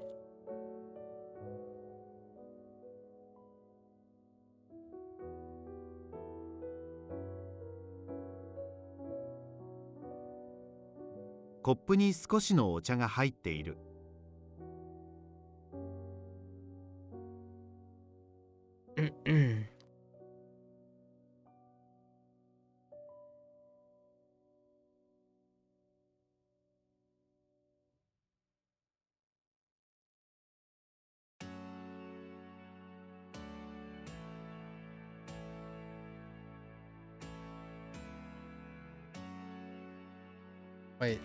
Wait.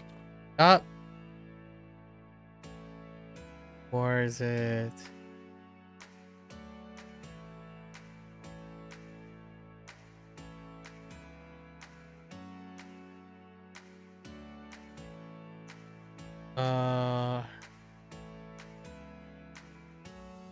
Oh no.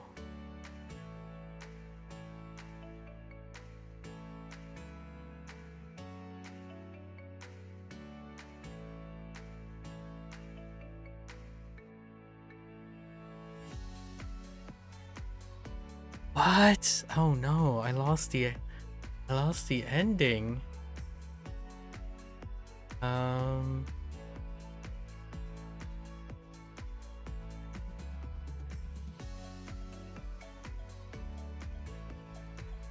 No, that's to find, right? I was doing fine or okay.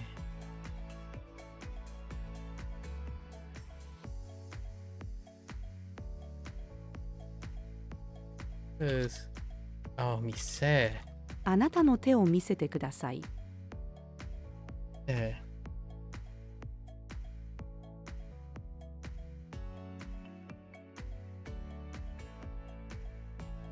I kept saying find or found as opposed to show. Alright, we'll bookmark. I don't think I need right now. L サイズのセーターは僕には大きすぎます。Oops.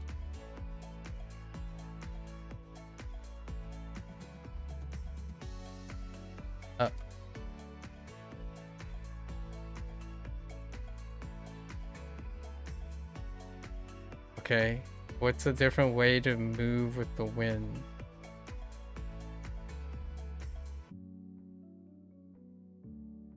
Maybe like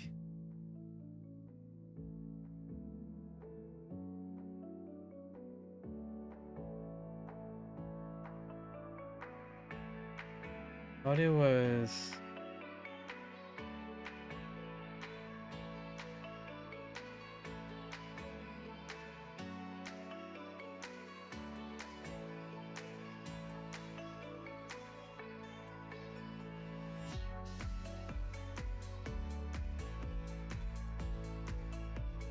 Is that push? Is that why it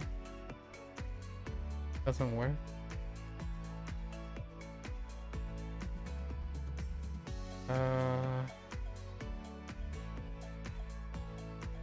Yeah. Oh, Goku. 風で木の葉が動く。I kind of want to bookmark this because I'm thinking of. Thinking of.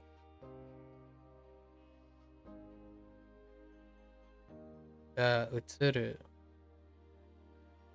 But that's not the same. That's to move something. Or that's to like move in terms of house or apartment. Or change like a target of moving time.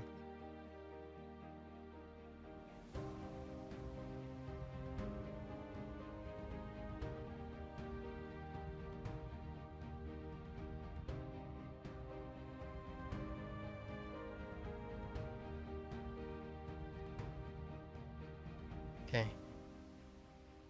I think I have some that in mind.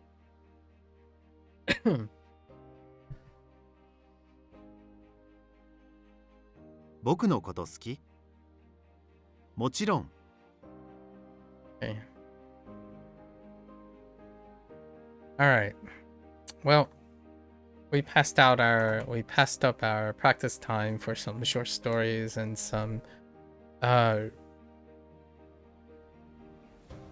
catch up with Osman after 5 or 6 days. Did they? I think the person said 5 days strong. Yeah, 5 days strong. The weekly update. I can't wait to hear how that person's stuff goes in another week. So what? Friday? Okay, so next Friday. Every Friday I might be able to catch up with Osman. Friday turns out to be like the day, I suppose. Because I had to do something this evening too, with 2 other people. 2 separate obligations. Okay, I bookmarked some stuff today. So we got Miseru and Kanke, right?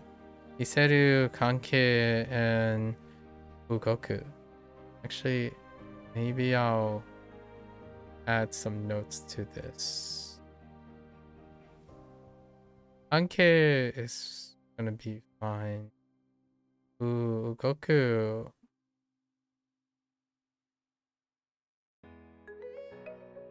What is that? Do.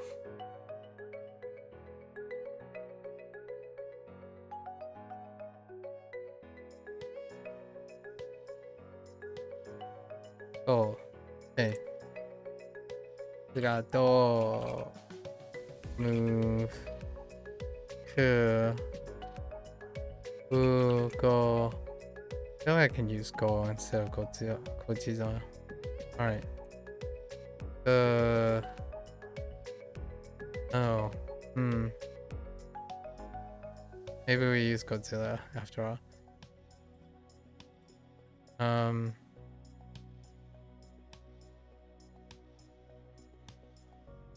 Let's go. Go. To move some do. Dolls were moved. Do and Ku were moved to move by to give to call. Okay.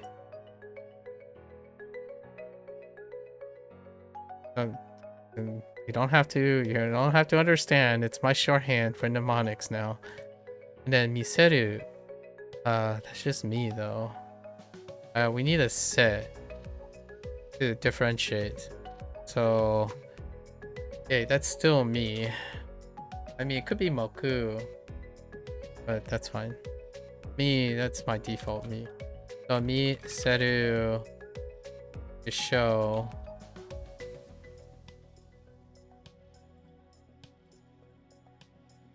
We'll say me, see, Seru, see, and then show. So you see a Seru on me. Wait. See a Seru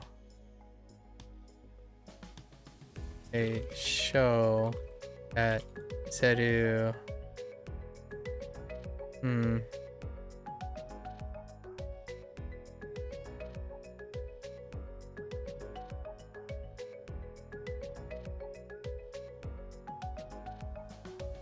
That shows a bunch of me.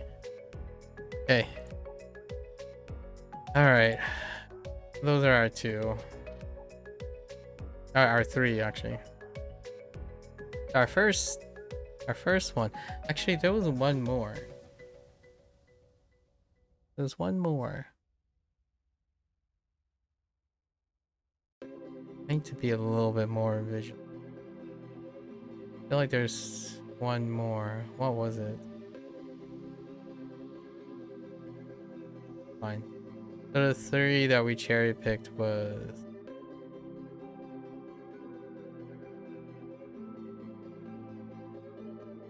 which one is Khan? That's Kai.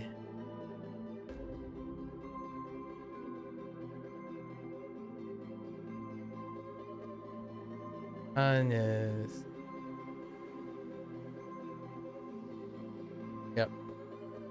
Anke. Oh.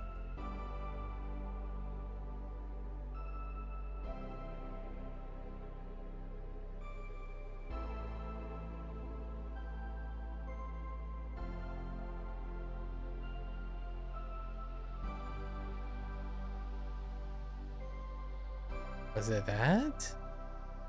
I feel like K is a little messed up. Oh no.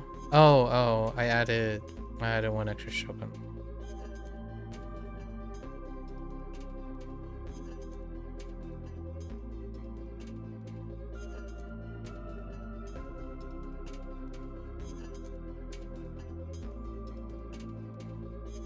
Anke.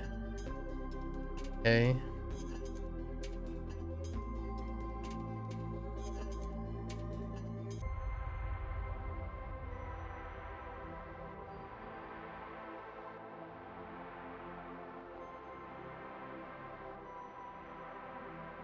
Right, miseru.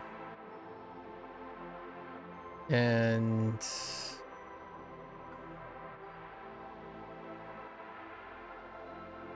ugoku.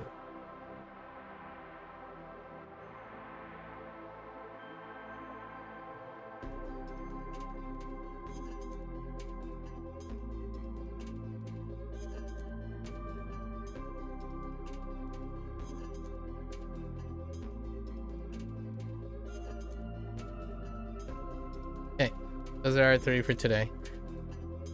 I was gonna do some practice.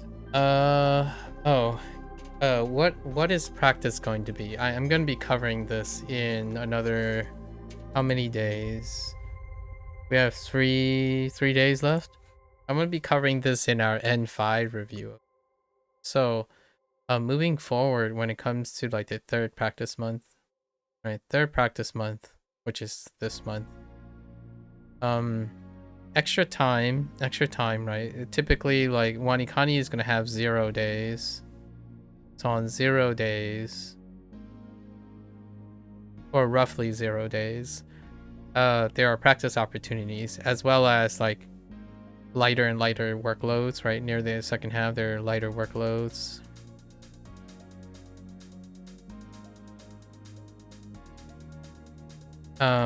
My primary focus now is grammar cram. So the cram stuff for grammar is going to be listening only.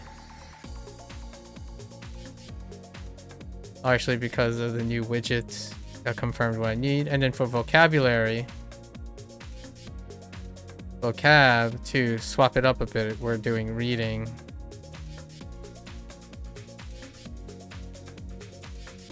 Reading inputs only to like get extra stuff. And then obviously occasionally, then secondarily, both of these then can converge on input again, as opposed to flashcards. I think flashcards are the weakest, so we're not going to do flashcards basically. And they're going to converge, and then actually instead of converging that way, that is converging that way. And then additional things with we're taking a pause downstream on the kaijugation yet until we hit until post N4, because I kind of want to hit the most of the forms beforehand. We need more forms. Forms have to go up first. So that's kind of what we're doing for the time being, for the next month's thing, which I'll go over in 4 days, which I'm prepping for here. Other than that, lighter workload days. This is assuming we're going to be setting some time outside. So the current time limit would be maybe like 1 hour extra. So this is going to be planned hours. 1 hour extra time, which does not include the conversations that I had and the short stories and digressions. They will be factored in. Today is a separate story. I have some evening obligations, so I cannot spare more than the time I have already spared, because this will take me up to 9 o'clock once we're done with our Hanzi here. So that's kind of our new plan, which will be kind of completely spruced out before April starts. We'll go over these things.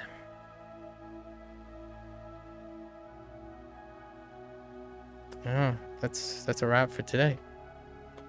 Yeah, end of my Bunpro session. If you're gonna watch this later, arigatou gozaimasu. Right, as always, feel free to follow along, pick up Bunpro for yourself, give it a go. We'll pick up Wanikani or Hanzi Hero. We can talk about it for days. I echo a sentiment I said today. Osman is gonna get his fill of like academic achievements by passing exams. And James asked multiple times about passing exams or taking exams. I have no plans again to raise the idea. I self-evaluate based on the tasks that I am doing. Exams, they would have to be corresponding with the task.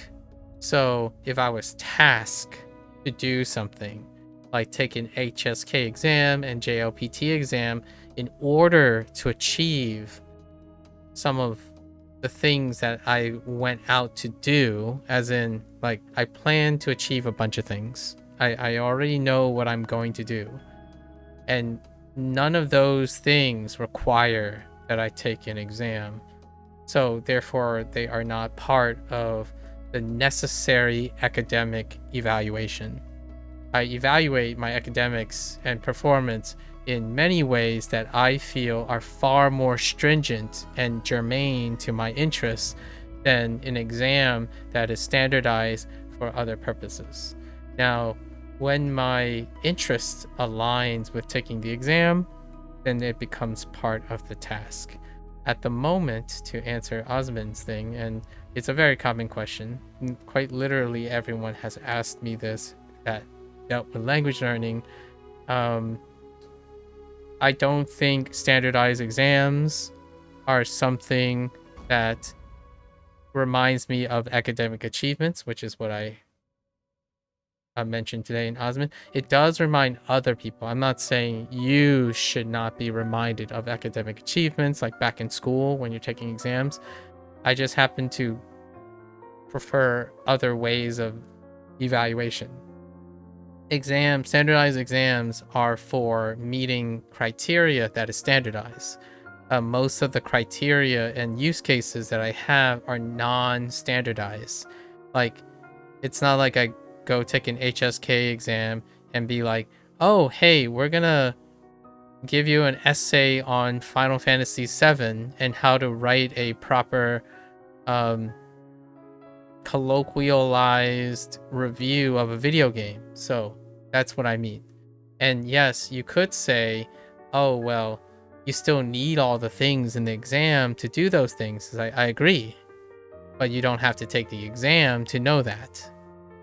Unless you're someone who needs someone else to evaluate you, which is a possibility in the future. When I work for someone, if I work for a boss, if someone is interested in me, as in like, hey, someone comes by, is like, hey, we got a project that we really like to do, and all the superstars are occupied. All the really cool guys who know everything and say they're the best, they're preoccupied. But we want you. We want you because you're available and you seem genuine enough to do things. Then I would take exams and standardization and stuff. Because when I start to work for someone or work with someone, I must meet standardized evaluation, right? I must have the academics. If I want to become something and a degree or an exam is required, then I will go get it. So that's probably the slightly longer reiteration. I don't think the most appropriate thing to do at a much later stage in someone's academics is to go back to a time when they couldn't evaluate their own performance or understand higher level of evaluation. That doesn't mean that higher is better. It's simply not the skill set that people are interested in. Like, in my opinion, I don't think the internet ever teaches proper transformative evaluation. The whole idea of apps and exams is to constantly treat yourself like a student. It's been a very long time since I've been a student, and I still treat myself like a student, but I don't treat myself saying that I don't understand how to understand, lack of a better word, what I need to make sure that I keep improving, right? When someone needs affirmation of their improvements, I can appreciate that. So I did tell Osmond that there are going to be future opportunities. Like maybe someone comes along and it's like, hey, we're really interested in investing in you after all those years. Would you mind taking an exam in order for us to know if you are qualified to participate in our project? It's like, sure, absolutely. And then it would be the other way around. It would mean like I would need to want something to take an exam. So for others, I feel like they need achievements. They need to know, at least that's what they tell me. I'm not projecting my need because I don't have a need to pass an exam to know that I'm doing things. It's the doing things that allows me to really evaluate how much achievements that I have done. I think academics is a thing personally of my past. Like, it's great to get a star on something. It's great for someone to tell me I got a 9 out of 10 on something. To me, I don't find any need for that or reward for that. I think evaluating based on the task and the performances that I must achieve for my goals are the ultimate achievements. So to consistently evaluate Bunpro through N5 to N1 is the academic achievement that I'm looking for. Taking an exam could be part of that. Some people could argue that, well, in order to understand that Bunpro is like helping you academically achieve, you must take an exam outside of Bunpro's structure. Like, okay, that's fair enough. Like, that's a compelling argument. That's not what people are challenging me with, and they aren't telling me that that's what they're doing. So if they were doing something like that, and they know me personally or interact with me, I might be motivated to do so. However, that is not necessarily the case for most people. They have different perspectives and we do not align with strategies. So usually that doesn't, you could call it like a selfish request, so to speak. I'm moved by other people's motivation and interest in me and my interest in them. If they ask me, if they're saying they're doing this and they're asking me if I'm going to do it, the answer is no, because our interests don't we don't know each other. I must be moved to do something. And I usually emphasize this in the end, that I can be moved to participate in something if I'm willing, if that person draws my attention to being partaking in their activity. So when someone says, hey, I'm on a journey to become passing the N5 exam, and I want someone who can be there with me to solve these problems that I have and become good acquaintances or colleagues, then I might end up taking the exam. Because I would need to take the exam and prepare for the exam and do all those things to understand how to help the person. So in this case, no one's asking me, hey, can you help me pass the N5 exam? Actually, in the last 2.5 years of language learning, no one asked me for any help, actually. It's not very common. The internet does not present that. Actually, most people ask what my advice is, what my recommendations are. However, I think the vast majority of people, when they ask for advice and recommendation, they're asking to confirm what they read online. So whenever I say something that's different from them, they simply ignore me and never talk to me again, which is very normal. No hard feelings, right? It's there for the business. So much like that, I also use the same approach. Whenever someone tries to project importance, they have to be compassionate and empathize with me in order for me to want to do what they're doing. So whenever someone says, oh yeah, Anki's better, Anki is why I'm so successful in Japanese. And I'm like, that's great. Thanks for projecting. He's like, that's good for you. Congratulations. it's great that you have managed to find a working method for yourself, right? And then the person's like, well, you should use Anki. It's like, I shouldn't, because I don't trust you right now. You said things without compassion, right? That's how that's how you keep reality in check. When you spend your time coming to a stranger and you project, and then that stranger believes you wholeheartedly, then that person might be a Gen Z or a Gen Alpha who gets convinced to do anything all the time. Like, okay, for those Gen Z and Gen Alpha that think you're never influenced by the internet because people just keep telling you what's good and what's not, kudos, right? Good for you. I think the vast majority of people who are young and impressionable, the people who project, that's how they communicate with each other, even other Gen Zs to Gen Zs. Like, in order to get someone to do something, you tell them what you think, and then you hope that they agree with you. That's typically how it goes. For myself, not that. That's what happens when, in my opinion, you become an independent thinker over the years of education. Does that make me sound arrogant? Sometimes it does. It really does. A bit of arrogance and a bit of humility. I don't ever say that I'm right? Because of that arrogance and that pride, that independent thinking, it also means I'm limited to my experiences as well.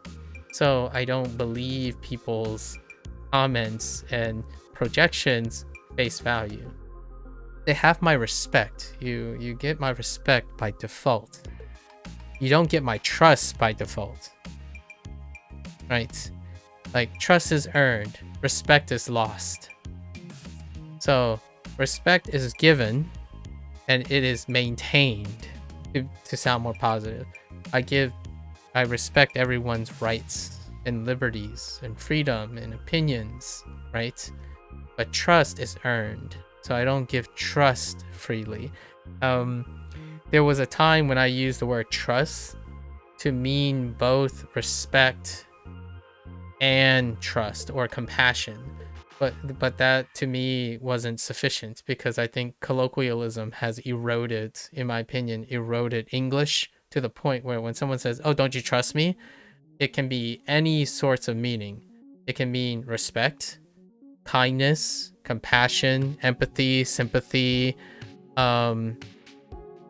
optimism. Like, when someone says, oh, trust me, it can mean all of those things. And I want to be clear. Trust is that thing that is earned. For me, when trust happens, it's unconditional.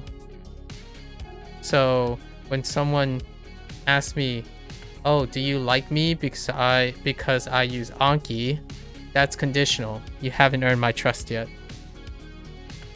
Right? Or, hey, trust me, I am fluent in Japanese. I don't trust you.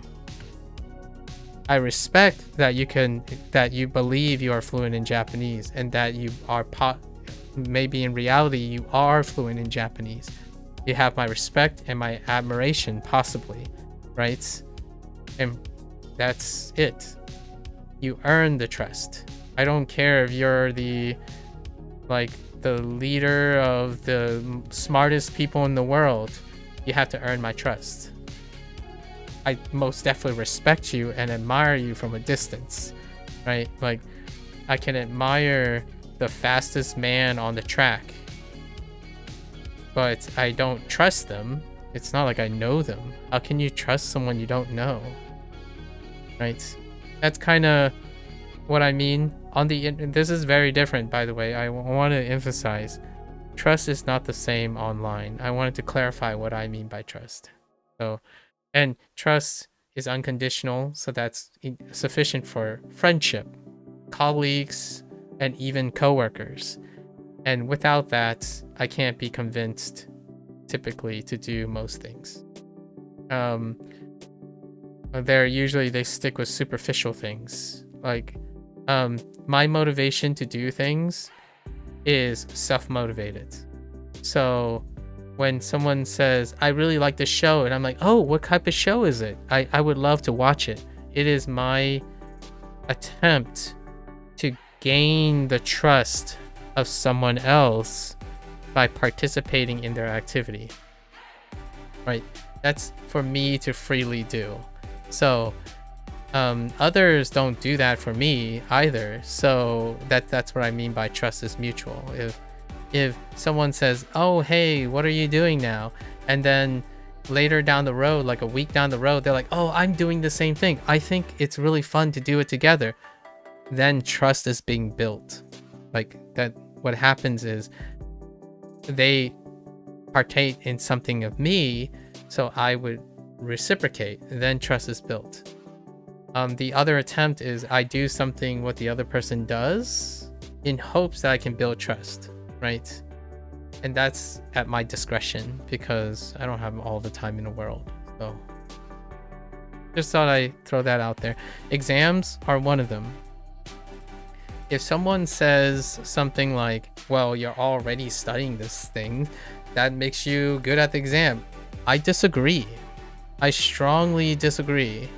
Studying for an exam and preparing for an exam is very different from the way I'm approaching how to like engage in Japanese. If I was studying for an exam, I would study for the exam. And that is doing what can get me a good exam score. So to me, I'm not learning Japanese because of that. I hope that it would be cool one day. I would be really flattered, like absolutely flattered, if I meet someone who has an ability to perceive that in this day and age. I don't think it's possible because you would have to like live together or like occupy the same space, that type of thing, go to the same school and like interact. That would offer the opportunity for that. So I'm stating it plainly here. Exams are interesting. They're a great way to find affirmation for one's own progress, and they are necessary and possibly sometimes sufficient, but most of the time they are necessary to get like jobs and visas and stuff. And until someone comes up to me and says, hey, I'm really struggling, like this is top number one would be, this person would be like, I'm really struggling, I think my life is at a standstill, I really want to learn Japanese. The only thing that will make me feel better is if someone can help me pass the N5 exam. Then I might consider it, and honestly, because I have a bleeding heart, so it's pretty easy to sell me a sob story that's motivated in that way. However, otherwise, if someone tells me, oh, you should take the N5 exam because it's good for your Japanese language journey, I could care less what you mean. Like, I understand where you're coming from because that's what you need, but when you say that, that's gaslighting to me because you're treating me like I don't understand how to evaluate my own performance. Whether that's true or not is not only a distrust, it's almost disrespectful. Like, you basically don't trust the other person first. You start by assuming the other person don't know what they're doing, and then you tell them what to do. So not the greatest. I'm not saying that the people that I've been conversing did any of that. I actually think it's great that there are sources of positive affirmation or potential sources of positive affirmation for people. Exams, I really suck at exams, honestly. And I'm not mad about it, actually. I openly admit that I suck at exams because I don't actually do exams all that much anymore. I don't practice exams. I don't study for exams. I don't sit here telling myself, like, what is the fastest way to ace the N5? Download an Anki deck that has N5. And then someone will come up and say, well, you're using Bunpro and it's N5. It's like, yeah, it happens to be sorted that way.